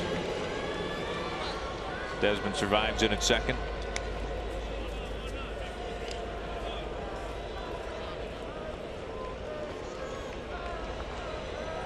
One out. A glance once again at our CenturyLink What's Next as Ariel Miranda will take the ball for the Mariners, making start number 6 after coming over in the Wade Miley deal with Baltimore. Going up against A.J. Griffin. They will pass on Beltre. Now this is the other thing that we were talking to Jerry about, intentional walks, and this idea of just putting up 4 fingers and telling the guy to go to first base as opposed to actually going through the formalities of this. And the numbers that Jerry came up with, if you look at the number of intentional walks every year and the average time that it takes for an intentional walk, calculated that there's over 20 hours that would be saved off of a major league season if you just said you're going to first. Now, to be fair, 20 hours of the 162 game schedule for 30 teams, right? That's a sliver, but nonetheless, kind of goes to show you. Bases loaded. Here is Mel. Well, you have the left-handed hitter Odor coming to the plate. Against lefties this year, he's hitting .277, so still not an easy out, and he's been a hot hitter. Now this is the left on left we were talking about. Odor with a couple of hits in tonight's game. Now he has not driven in a run. He is in a position to do so here in the ninth. He has, however, driven in a run in 7 consecutive games. Pops up the first pitch foul. And if you zoom in a little tighter, he's driven in at least 2 runs in 6 straight games. Give you an idea how this game has gone for the Rangers. This will be their 20th at bat with a runner in scoring position. So far they are 7 for 19. Well, that's terrible. And, well, I'm pretty sure that that's a modern day record. Well, I think it's definitely the most this year. Oh my. Is it fair or foul? It is a foul ball. As it ricochets off the upper deck.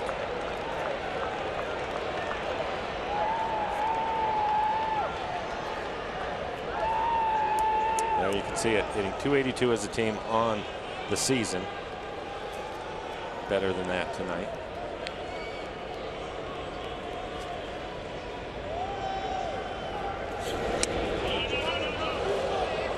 Doesn't get him to bite. Close pitch too.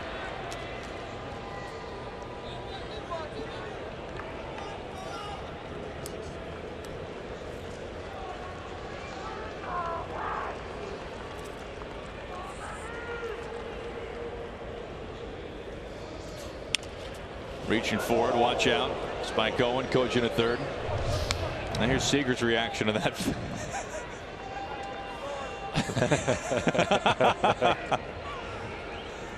Yeah, we can all understand that. You might remember Odor taking Venditti deep in Arlington, and in that 14-run win for Texas, a 3-run homer late.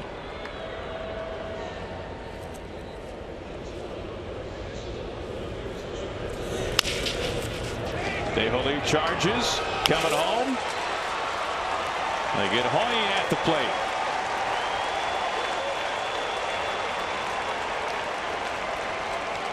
And you go from feet shy of a grand slam to an out at home and now 2 outs.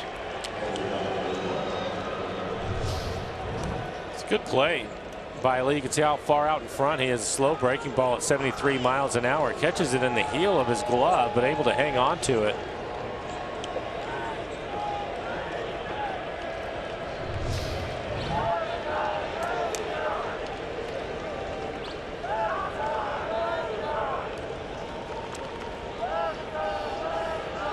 Zunino's foot close to coming off, but he kept it on. Base is still jammed for Lucroy, who was homered tonight.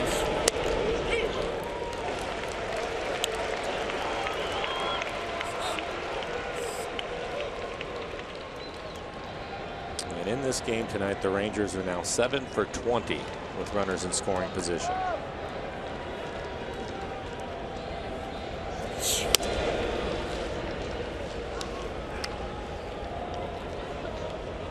Mariners tonight have had 1 inning that has been clean, a 1-2-3 inning. That was the 4th.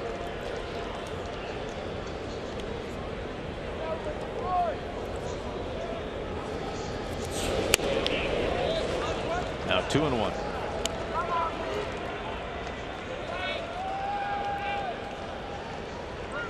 Well, anybody scoring this game either at home or in the ballpark has made a mess.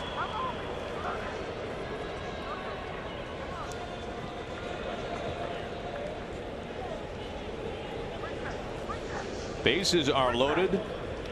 2 outs in the ninth. And it's now 3-1.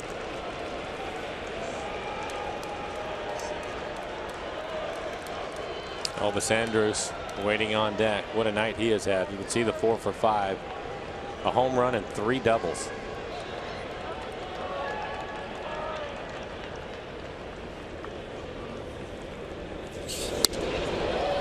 A run and gets walked in.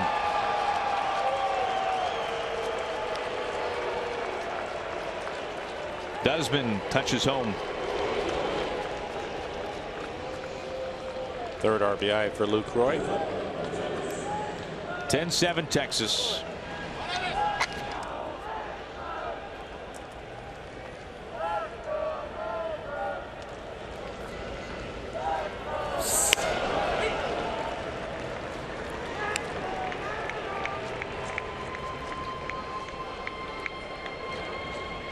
Two outs, base is still loaded.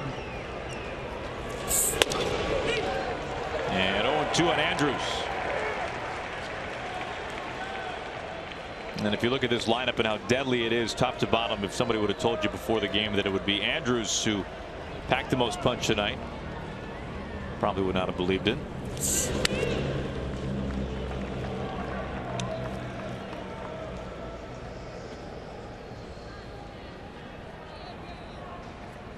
Dyson in the bullpen. Closer for the Rangers. Slicing foul. Still 1-2.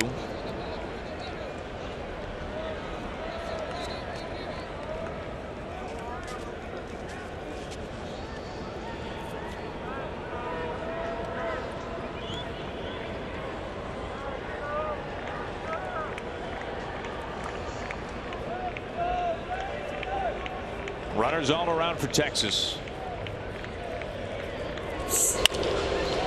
Out to center. Martin closing on it. And ends the inning. A run in for the Rangers. They leave them loaded. We go to the bottom of the 9th inning. 3 runs. Down by for the Mariners with 3 outs to go.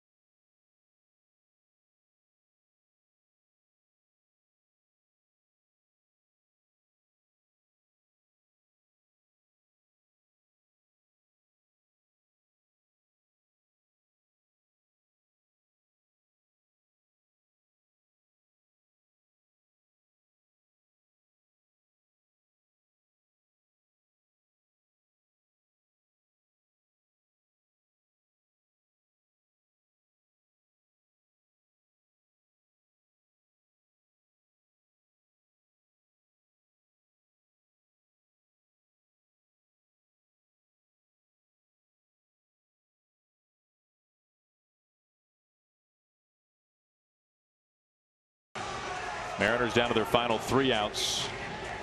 It has been a marathon here tonight. They will face Sam Dyson, the Rangers closer. Pretty good fastball, average fastball at 95 miles an hour, a slider and a changeup. 31 saves and 35 opportunities for him. Opponent's hitting .243. He's only given up 4 home runs on the year.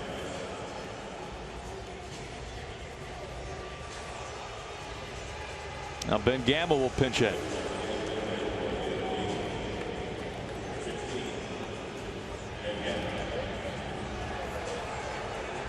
We'll bat for Dae-Ho Lee.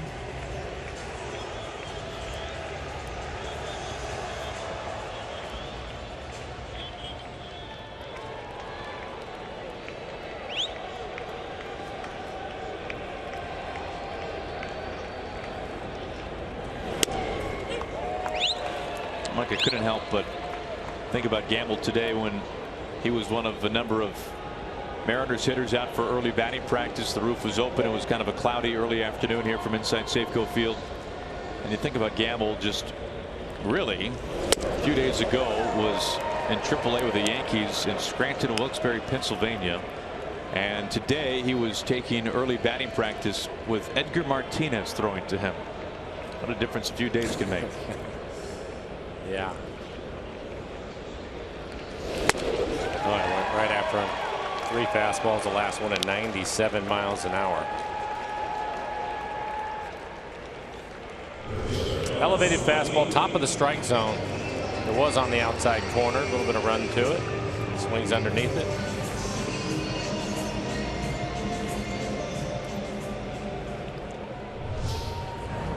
Two outs left for the Mariners. Here is Martin.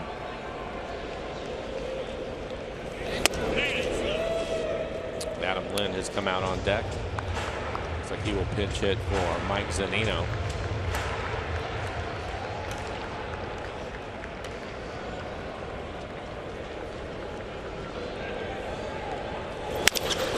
Line to the gap in right center. Hoying is the new right fielder, taking over for Mazzara. He tracks it down. 1-out single for Martin. Mariners trying to get something going here in the 9th inning. And it will be Adam Lynn as we take a look at Martin. Turns around a fastball. Had a chance for a double, but a good play by Hoying in right.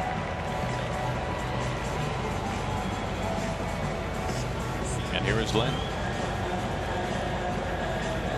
Mike Zunino tonight, and Adam's going to pinch hit for him. Mike Zunino tonight saw 213 pitches from the Mariners pitching staff. Is there an ice bucket for that hand available? Well, the point of it is you look at these games sometimes, and then they get, especially these crazy ones, as this one is 10-7, and you forget sometimes that the catcher is back there working harder than anybody else on the field. And Mike, again, 213 pitches tonight.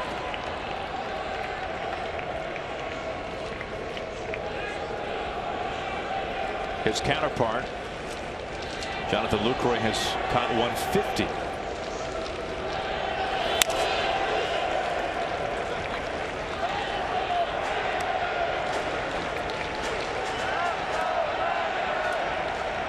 Either way, you slice it, a long night for both catchers.